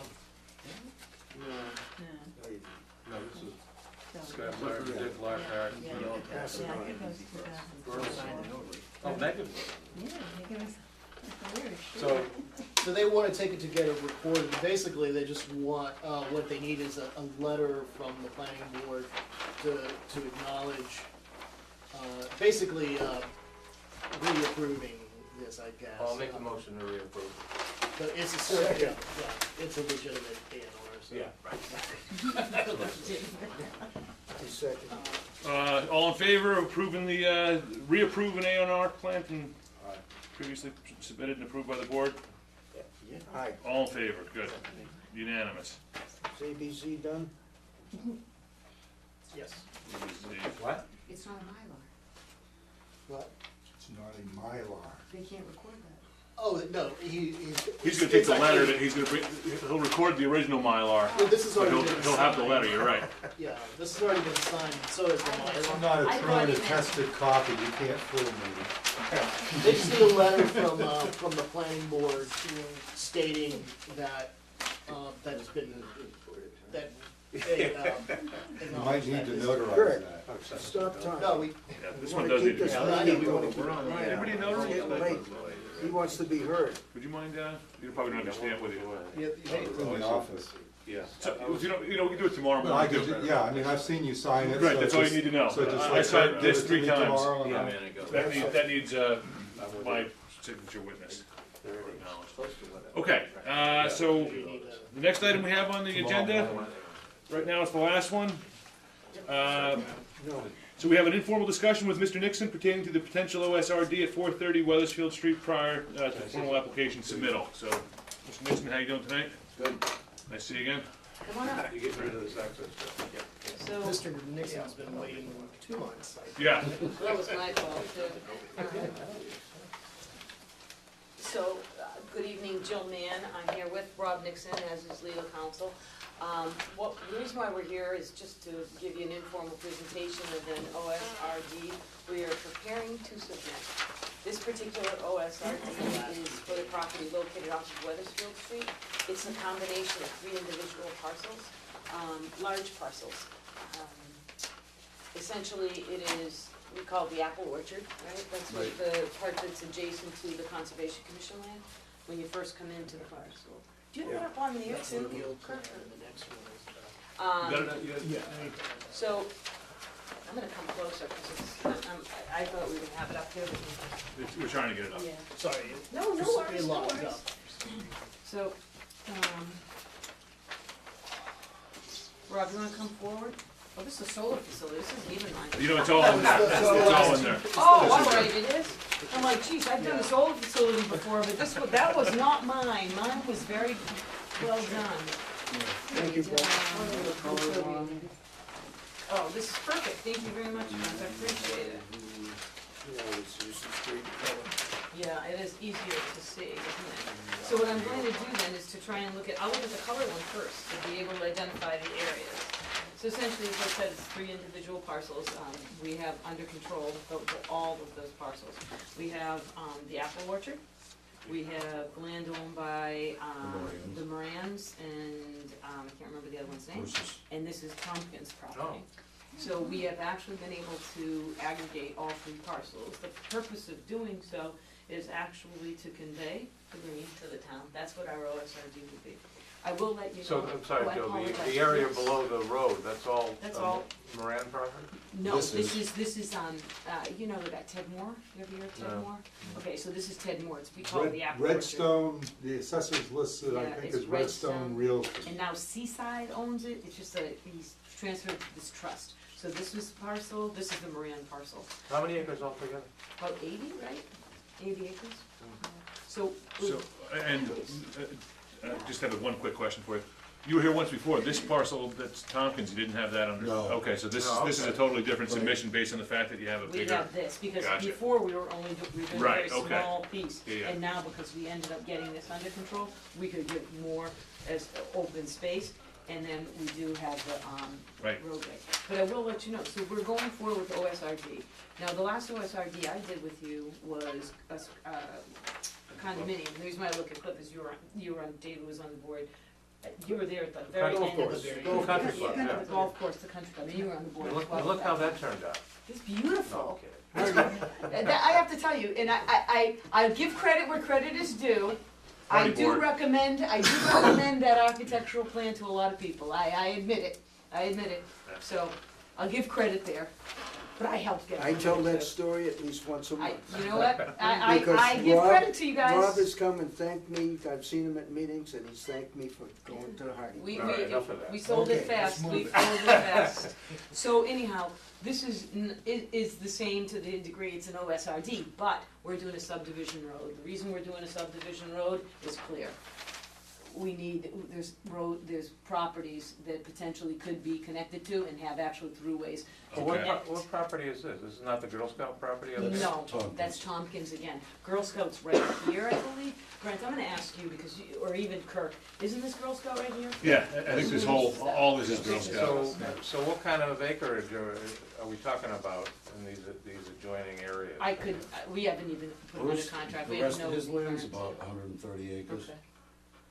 And then Does it it's wrap hard all the way to- around here up to? No, this is, This is separate, this is something Okay. different. What is that? I don't remember. I mean, we don't this have is, much this is control. Chipper Herrick's property. Okay. So how many acres is that? Chipper's 38? Somewhere between 24 and 36. Okay. So we're talking about 150 acres of development? Is that what- We have no No. intention of presently doing it, but your rules and regulations require we provide for connection. Yeah. So if we ever Well, did it, you'd have to have them come forward and do a subdivision plan, but we're Well, supposed. no, I understand that, Oh. but. Those properties I think have it- significant wetland resource areas Yeah. on them, so you would not be looking at something that would have full build-out of that acreage. Well, Just- yeah, yes. Well, and as well as the topography doesn't necessarily lend itself to Is there strict But right- linear. Anticipation of a Connections. connection with Daniels Road, or, That hasn't been discussed. We Unless don't have somebody wants anything to now. build the Lennon You know what though, Jacob this cable is suspension significantly bridge improved across. over without Tompkins land, because when you didn't have Tompkins land, you really were caught stubbing it Yeah. off. And we potentially were leaving it without any future, build out to connect it to something else. This does allow for that. Well, that's why we're doing the Yeah. subdivision. We have Subdivision no road. intention right now of doing that. I understand. All we care about is this. Well, sure, Yeah. but But see, now we're not gonna be stuck with another cul-de-sac No. that stubs off down the road. But We that- do the have- planning Right. board, we have Right. to think about this, right? But, now. well, and exactly, because as a planning board, it's your charge to ensure that you provide connectivity so that you Right. don't always have dead end, dead end, dead end, dead end. So we're telling you, if these other people chose to develop, we would not then have a whole bunch of dead ends meeting with our backyards together. They can connect. I'll give you an example, and this is a beautiful one to look at if you so choose to. In Middleton, I just permitted 5430, all these subdivisions off of East Street, right? And we were able to provide connections between all of them. It's beautiful. It's like Terrific. 100 homes connected. It's the first time we've ever been able to do it, and we did it. And it's were you able to do it wonderful. because you planned ahead with some of these stuff? The Yeah. planning that- board that- forced us to do this. Connections are great, but Yeah. you're still, all this development that we really can't put our finger on, is still gonna have one access. No, that's the point. Any connection here would not just have one access. The point is to not give them primary frontage, but to actually be able to do throughs with existing subdivisions off of other places. These properties have frontage.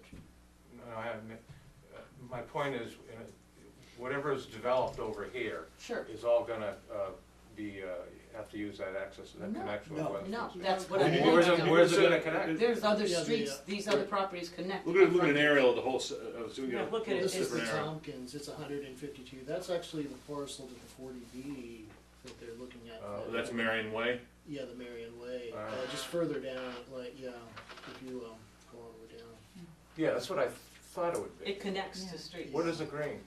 Is that, The is green that is the the, Girl yeah, Scout? That's the Dodge Reservation where he specifically is pointing right now, but then there's connectivity of other town conservation land all the way to here. Right, so we could have, I'll get to you. this could someday connect with Daniels Road, we don't know. Oh, yeah, I mean, I that- understand there are wetland issues with that, but, Sir, you got a comment? Significant crossings, yeah, if they attempted to do yeah. from Marion Way, where they currently have that situated. Sir, go ahead. Seth Thinker, 448 Weathersfield. Does it have potential to connect over to what is Huts Lane, or I think it's a private way now, there's a S or something? Sounds familiar. Yeah, doesn't his property, I believe he has like 80 or Well, 90 it's- acres that it's abuts. Silver Lane. Is that Silver Lane now? Silver It's a Lane, private- which is off of 130. Right, and it police dead ends station. in the woods, and if you look in the aerial map, that dead end road, that property of what I believe there was an issue with it in the paper recently, that there's a parcel of land in there, a large quantity of land that directly abuts this subdivision, proposed No, subdivision here. no, it does not, you're incorrect. There's I think another, it's a there's good another distance off. pri- Okay, no, I was just curious, cause I. there's you know, another just private looking at- in-holding between, Yeah, there's something in between the two? yeah, somebody else's property, yes. Just curious. Let's continue on this. Yes, Yeah. so we are proposing a subdivision, Rob did not want to do condominiums either. Mm-hmm. So the proposal is to, we do have a concept plan, and I'll go through it, but the proposal is to eventually bring to you an OSRD plan and subdivision plan that looks exactly, well, similar to this, I should say. Very similar. All the green areas are those areas that will be conveyed to, however the town would see fit. Either we convey to the town under the control of the Conservation Commission, or you do something else and then there's a CR in place. I don't know. That's up to, the selectmen, the Conservation Commission, and you to decide if you want a CR or not. Under your OSRD, you typically do, so, Well, that's I something. think we would. Yeah, that's up to you. For a property of this Yep. size, I think we definitely would. Yeah, because it connects to your other property, so however you see fit. But it would be, we intend to convey to you or to an entity designated by you. We're proposing the roadway coming in. We've met with the fire department, which is why you see this turnaround here. Yeah, can you see that? Notice, yeah. The fire department actually wanted to have a turnaround midpoint, so we put it in, just to allow him access around. The roadway, we've been working with Brent because we've been, had our wetland scientists out. So we did delineate the area. We have an ORAD that has been issued by the Conservation Commission. So now we know where all of our areas are. We have one vernal pool that's in the process of being certified, which we've agreed to do. We have a stream crossing here. I understand that it's already crossed, but when you're doing this type of work, you still need to do a stream crossing. So we're in the process of developing, a critter crossing and then just improving the stream so that we can come across. We've designed it so that it's a 55-foot right-of-way pursuant to your regs with a 24-foot paved surface. We are looking to see if we can get waived the sidewalk, at least maybe in the portion here, because what is going to be proposed, I believe, by Mr. Baslak and the commission, although I'm not certain, is a path going through this land. So we didn't necessarily want to have to create more impervious area here, although if it is the direction of the board and the preference of the board, we will put a sidewalk in this area, so that people can traverse between homes, and then can use the paths that are off street in this area. Again, conventional subdivision. I don't know to the extent we'll be looking for waivers, because pursuant to your bylaws, we are allowed to seek waivers with regard to frontage setbacks, etc., in order to create, if you will, more of a cluster. I guess Oh, so you're not gonna have reduced lots, reduced size lots? we may, that's why So we isn't may that, look. isn't that one, the whole benefit of, These are not very reduced, they're pretty, Yeah, they are. not substantially, Rob, they look like big lots to me. they're very big lots. So we're gonna, I we mean, the have whole point of a OSRD is is to to reduce. smaller lots, And that's why clustered together. we're looking at how we're gonna do it, we just. And the 50% open space requirement is not, is just a minimum, it's not the maximum. So- Well, we've given you a hell of a lot more than Yeah. 50%, I can assure you. Yeah. If you look at it, Yeah, it's it's All far right, in all right. excess. 60%. It's easily, and we, Well, that's after you factor the wetlands into that too. we did, and it doesn't even come close. We still beat your standard by probably 20%, maybe more. I guess my point is, in an OSRD, I don't wanna see big lots, because that's not And the it, point. and They're smaller lots They're than the little- 60,000 square feet. they're what- smaller, Yeah. front, area-wise. You know, So we haven't yet proposed the setback requirements, because Yeah. that was the other aspect. So my preference when I do the cluster, right, or OSRD, is to bring all the homes forward. And that's most likely what we'll do, but we'll talk about it with the board. We're not just gonna tell you what we're gonna do. It's obviously your purview to tell us if you're approving what we're gonna propose. So that's Well, what we're but gonna you do. might have, there might be potential for more open space if you reduce the size of your lots. It's possible. Rob, what's the market you're shooting for here? What's the market of the housing that you're shooting for? 3-bedroom or 4-bedroom? Oh, 4-bedroom. 4 singles though, all singles, no dues, no. Sale price approximately at this stage? I don't know what they go for. I mean, Well, we have an idea, but we don't know what we're gonna be gauging. I mean, no, it really is hard to tell. A little early. yeah. developers have it in their head already. He has an idea, but I mean, you know, I don't know that we really wanna talk about it at this stage. Well, It's so, based on I mean, I think it's an exciting plan, I think it's, I like the fact that it does open up some of this other land So we to don't get any future tax development, gives us that access down the road. Yeah, but This is You know, one thing, I mean, I see you have this, and I understand you don't wanna do a sidewalk along here. I mean, this is where the majority of the, can you make a path out through here? We would love to, Yeah. all we need is the town to say, make the path, we would, honestly, in our opinion, it would be preferable to be able to do a pathway. Right now, I'm And- gonna work that out Yeah. in the near future. We- When the weather's better, we can go out. And if we there. didn't have to We'll put certainly want your sidewalks input on there, that we'd prefer relative to. to this one. Right, Yeah. can I speak to you a little bit Sure. about what's proposed on the open space here? Because It's getting near 10:30, so. I understand, but this would be a significant factor to enhancement and protection of the main water courses that are over in this section of the town.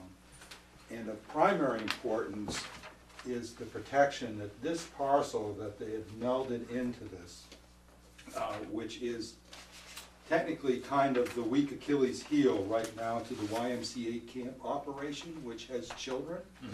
And so I just produced a little aerial and have done a little bit of reconnaissance in the portions here.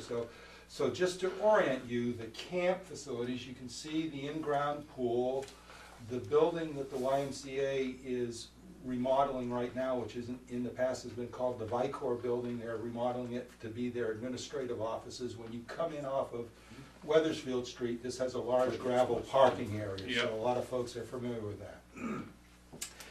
The rerouted Smith Lane that we walk on for a trail to go out to the ball field, which is right here, is this dark green line. The old historic route of Smith Lane, when it served the homesteads, is this red line. It peters out, but it possibly went and made a direct connection right into that, straight into the parking area there. The reason this is important is because having a children's camp there, plus their intent to have daycare in this building, makes the exclusion of general public access as a primary concern, as well as the possible development of that parcel, which could support anywhere from 10 to 12 lots, which would then introduce then another ability for unfettered access into a summer children's camp operation. Well, you have public access there now, I don't understand what you're saying, I mean, you get people come, this is public access here, right? Yes, but it's foot traffic, not vehicle traffic. I mean, I think it's. But anyway, Well, the it's development of this parcel would further just put methods for getting into that area, and also this is achieving protection of both sides of Taylor Brook, which is a water course, which right now Is that right here? Yes. Okay. Yes, and it goes, so right now, this is the Dodge Reservation, this is the private property which they are proposing to give to the town. The commission. Is that parcel right there? Well, this is indicating there is 1/3 of that parcel that is this absolutely gorgeous uniform pine grove with no other types of trees in there that I was investigating. And then this area that's got the gold circle around it just is to represent field grass, is an open field where I flushed woodcock when I was out there just the other day. So the habitat value of this and the environmental value and the protective value to the Dodge Reservation make this an added value for the fact that they're considering a donation of this to open space. Well, those are good reasons for making it open space. Yeah. Right. This looks like it might have been planted Yeah, back that's in. what that, It very well may have, but they're all uniformly somewhere between 40 to 50 years old, I'm guessing, based on the 6 to 8 inch diameter of them. But it's just one of those gorgeous areas that you just go in, it's 5 to 6 foot spacing between the trees, pine needles carpeting the floor, nothing else in there. The only other thing I wanted to say is there are also a lot of this floodplain area is also now not gonna be subject to any type of development or whatever, so again, riverine corridors are high wildlife habitat value, so there would be connectivity going through these areas, with this being the only roadway crossing that's proposed. So it's got really high open space value and really high protective value to adding and enhancing to the acreage that the town has already moved to preserve and protect. So that's all I wanted to say. So your impression is you like this? Yeah, and that's our, just so you, that's our. Well, they've been you Okay, know, we'll look at that one. You know, and they've we been just went through interfacing these with the our other days, I know you were departments to through start the golf off. course. Yeah. We're looking for a perk on pretty much every site, every lot to count as a lot. You are? Yeah, or, I mean, is it, do we take some kind of an average, or we've pretty much done on every lot, right? Well, the way it reads is at least one for every 2 acres of developable land, I think is the way it reads. Everything's But- been soil tested out here except for this parcel. And I didn't know if you'd waive that or you want me to go in there and do some perk testing. Well, Those, don't forget, there's a land we're gonna, That's gonna be, right. yeah, so if we go in, we've got to disturb to go. That's why we didn't do Well, it, I we think only we did should, on the lands we should were. kick that issue down the road. I mean, I don't think we should decide that. That's not where we're gonna start, certainly, you know. Well, but what I wanted to I mean, I think your propose, point about disturbing, I think we wait for Larry's recommendation on that issue. but I at least want to put on the table that one of the reasons why I was doing reconnaissance on that parcel was to investigate where the old historic route of Smith Lane had been. It has direct unfettered access from the back of the ball field that you could go in and you could do a few exploratory perks without attempting to try and perk. I'd really like to recommend not disturbing that as much as possible, Right. but could provide guided access so that we could do some representative soil samples with the least amount of disturbance to the terrain in there, so that the board, the planning board, and their technical consultant would get some information, so in order to assess that, without it just being a total black The hole. board has to be confident that the yield is accurate, so, but you know, Cross it when we get actually, there. I probably won't even be involved, and, I won't be involved, but As in a butter? well, I won't be on the board. We're gonna make you an associate. You know what? Yeah. I You're just- resigning, or My you're, term is up, and you're not running? on the selectmen stuff. Anyway, I just wanted to be upfront and put that out there for possible I think it's good to know discussion. how important those, I mean, I just haven't walked around myself, it's a terrific piece of land. So we'll work with Larry, we wanted to present to you, and we do understand what the requirements are of perks. We did do a lot of them, and yeah, if we can manage to do some sort of representative testing instead of going whole board, because that's 15 lots out there. So the one thing I think I'd like to kind of keep around with the board is that we looked at these other OSRDs and, you know, granted, some of them have been a much smaller scale than this. Nonetheless, we look for some kind of a unifying theme for the buildings themselves. I mean, obviously out at the country club, you have one style. They're all duplexes, they all have the same architecture and even same color. Is it gonna be a unifying architectural theme out here? Well, you know, Wild Pastures is not unified at all, it's a subdivision, this is what. This is Okay. a subdivision. This too, is- So yeah. it's That's perfectly. that's why I was asking if it's a trying to lead to whether it was an upscale development. Oh, it's definitely gonna be an upscale development, I mean, it's not going But to be. Wild Pastures is also small lots, so, you know, I think, you know. I think I'm you're gonna, right. I'm gonna look at the square footage of those lots, Right, and they better not because- be all 60,000 is what I'm Right. talking about. Oh, they But aren't, but I mean, they Well, can they be, should- you I know. mean, we can still bring the homes forward, I get it.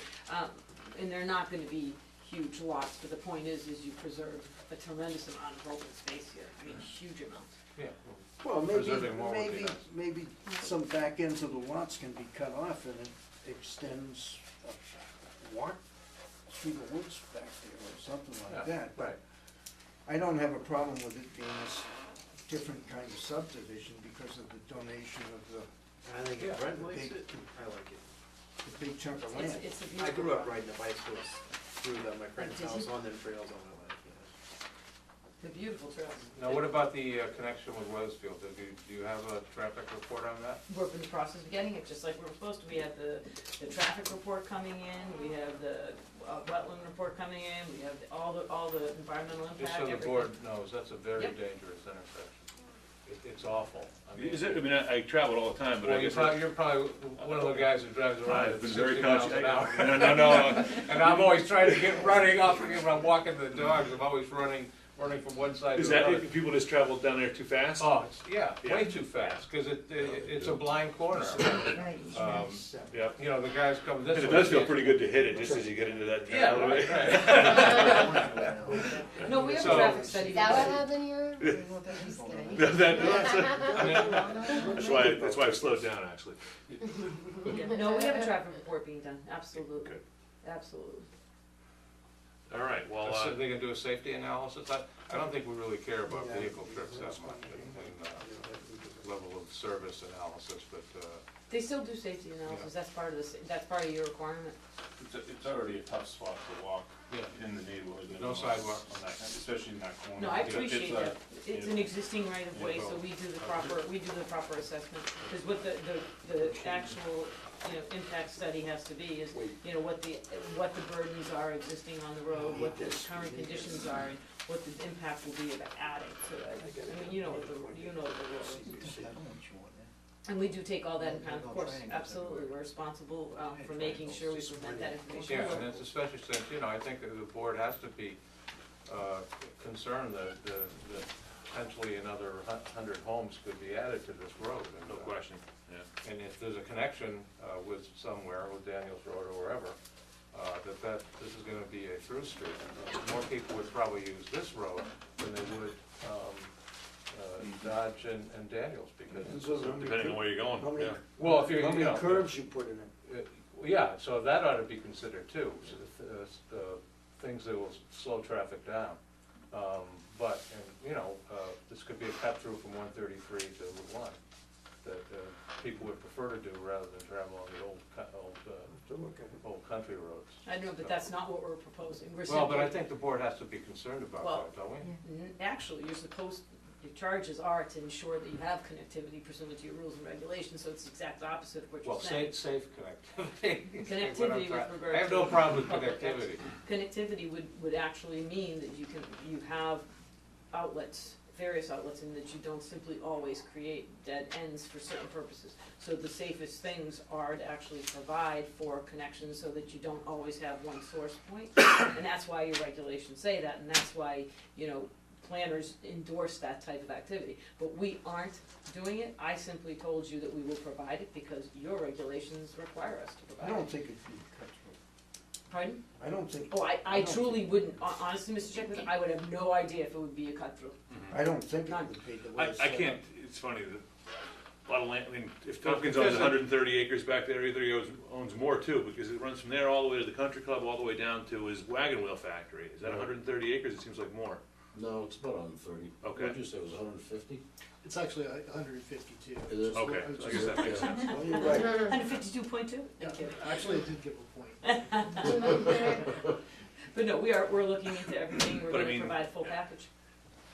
We can only look at what you're presenting. Yep. Where the connectivity comes from, I don't know, but knowing what he owns back there, he's got possibly coming off Emily Lane, possibly coming off of what he's proposing on Merriam Way, which is off the wagon wheel, and it all kind of comes back here, so, it's something that we have to take into account, I suppose, but that's what the connectivity does. Yeah. And that's really all we can, we can't count on cars that aren't there. And you have to remember that public ways are accessible and considered safe and reasonable to provide connections. And that's why it's important to try and get them all together, but that's obviously not a discussion for our plan, because we don't Right. have it on there. This is it. Well, I don't think, could you say that again? We're gonna assume that the public road is safe and, That is actually what the Hays Law says, so when you have public roads that exist and that are open and accessible, that means they are deemed to be safe and even accessible. if there's a serious sight distance problem, for Well, example? there's a difference for that. You can't create sight distance issues, but when you create a roadway coming in, I don't know where there's a sight distance issue for an elbow. I'd have to look at it, but we'll provide I'm not for it. saying there is, I think that it ought to be seriously looked at. That's If there all. was a site distance issue, you had it when you approved that road or allowed it to be Approve constructed. that road. It's been there a We while. never approved that road. Well, It's a farm road. that's truly the way it works, so you know that. Well, no, I don't know that, and I disagree with it, I hope it's not true, but. Did you accept it? Yeah, ages and ages ago. Yeah, For but us. you would be in The the county technical layout process. from Yeah, yeah, a long 1990 or time something like ago.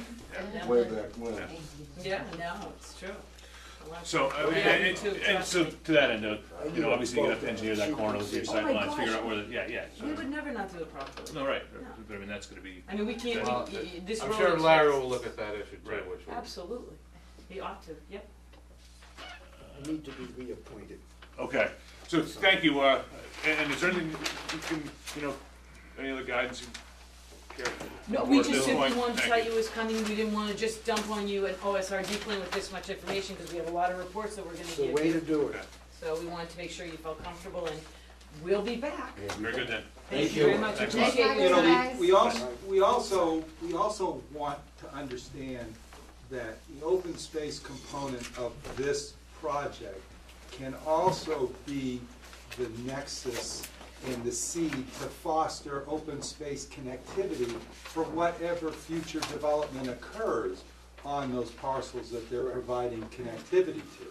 So the more the planning board and the conservation commission encourage and work with developers to propose this type of OSRD that exceeds what is the required component of open space, the more we can foster that and take that type of working together cooperative approval and apply it to other projects that come down the pike who may try to just give us the minimum. I think that's a Agree good, that's a 100%. good baseline, because Um, what happens next might be, We're gonna do a site visit at some point, so, Yeah, once we submit. yeah. okay, we Yeah. could do, yeah, I guess it makes sense. Well, we wouldn't want to do But, it before we no. submit, it doesn't make sense, cause we, Right. Things All change. right. Thank you. thank you good, very guys. much, Okay, appreciate thanks. your time. Nice to see her. Can you make it? Huh? Can you make it that far, that site visit? Quite a long distance. You might have to. I'll roll down the street. Yeah. Okay, appointment of a community preservation, committee member. I vote we appoint David. David. I'm such a good, Volunteer again. So, all in favor of David being, our appointed member? Yes.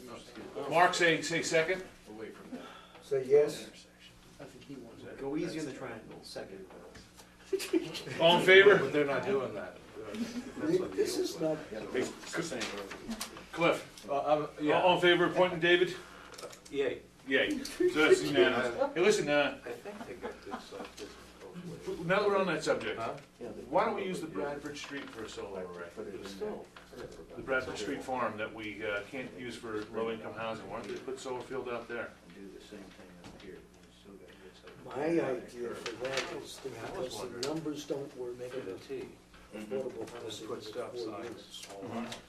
units. As long as that we get the septic done for, increase the number of units to make it happen. Because we're short. No, I'll still be. And it's not a very big area, but It's almost that's every- what I would rather see is make the numbers different so that the affordable housing does work. Because what the problem is, that is the key to improving the road and the connection to Well, one you know, I hate to see, I don't wanna see it go, but if you decide you have to go and, Yeah, but All right. see, yeah, no, I understand. He wants to do weddings, I don't know, in deference to you, but he's been there since dirt. That's why. I need a big picture right now. So listen, we have a, you folks have been waiting, is there anything specific that was on the agenda? Enjoying yourself? Good, hey, love an audience. Something came up today that we have to discuss, and I hope relatively briefly. We got a complaint from one of our applicants, and she named the board and me specifically for violating the open meeting law.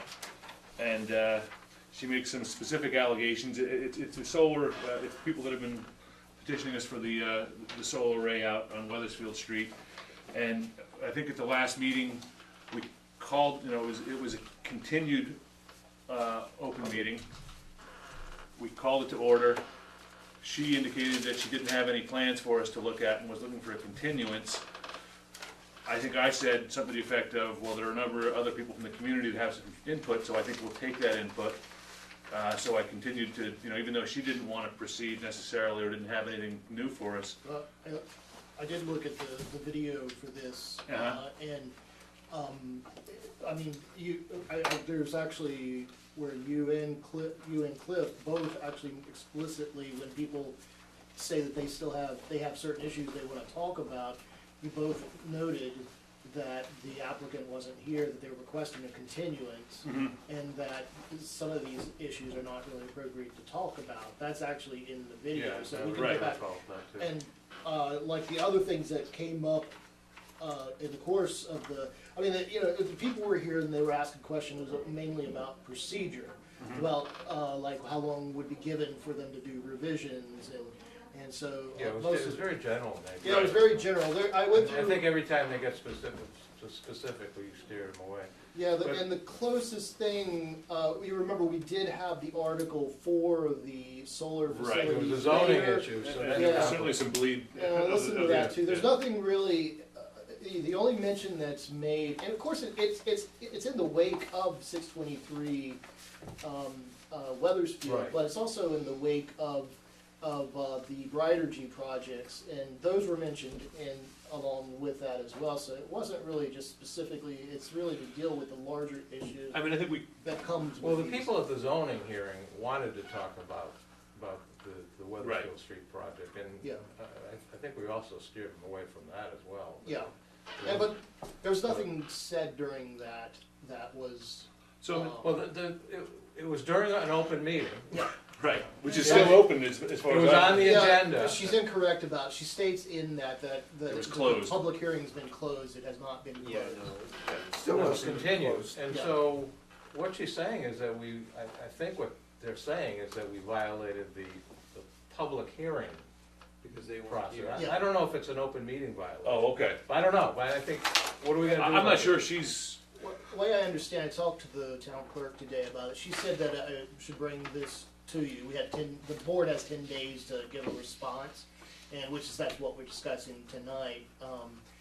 Based on that, I would just recommend that, like,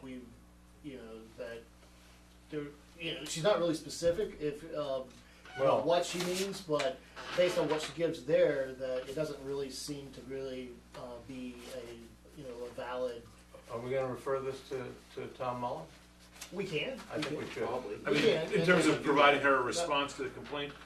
Yeah, then he can watch the video and see. It just, it's certainly a pretty big commitment of town resources to have him watch a video to fabricate a letter. It's actually only about 10 minutes at the most. It's a very short. He may look at it and say, and just based on the letters, and say this doesn't raise an open meeting issue, because it's something else. It's like, they're saying that we had to stop the public hearing as soon as they wanted it to continue. Right, and that's where I totally disagree. I mean, just because it was on the agenda, she filed the petition, we brought it forward, we opened the meeting, we put it on the agenda, we called the meeting to order, and just because she asked us to move it along to the next week doesn't mean we can't have a public conversation. meeting's not closed, I mean, it's still open, right? I mean, that's the issue. But I don't know really public what the meeting's answer still is. open on that I solar. think Tom would know. Yeah, It's still Yeah, open I mean, today. He knows everything. So it's You're not, right, I guess I do maybe want that to, night, but we maybe seem- she kind of assumed it was closed. I think that the Well, applicant technically, I is know. gonna set the agenda.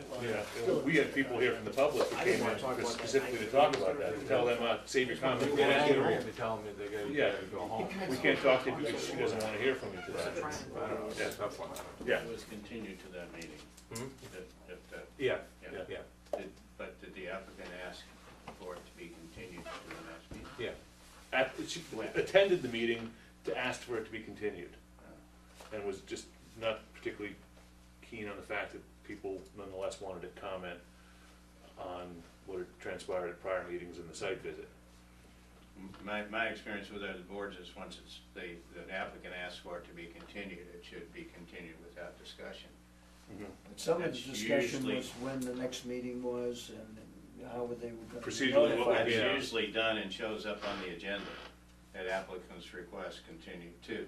In this case, And then like you don't 50 talk. people hollering at you, wanna talk. Right. That's what was happening, everyone just going on and on.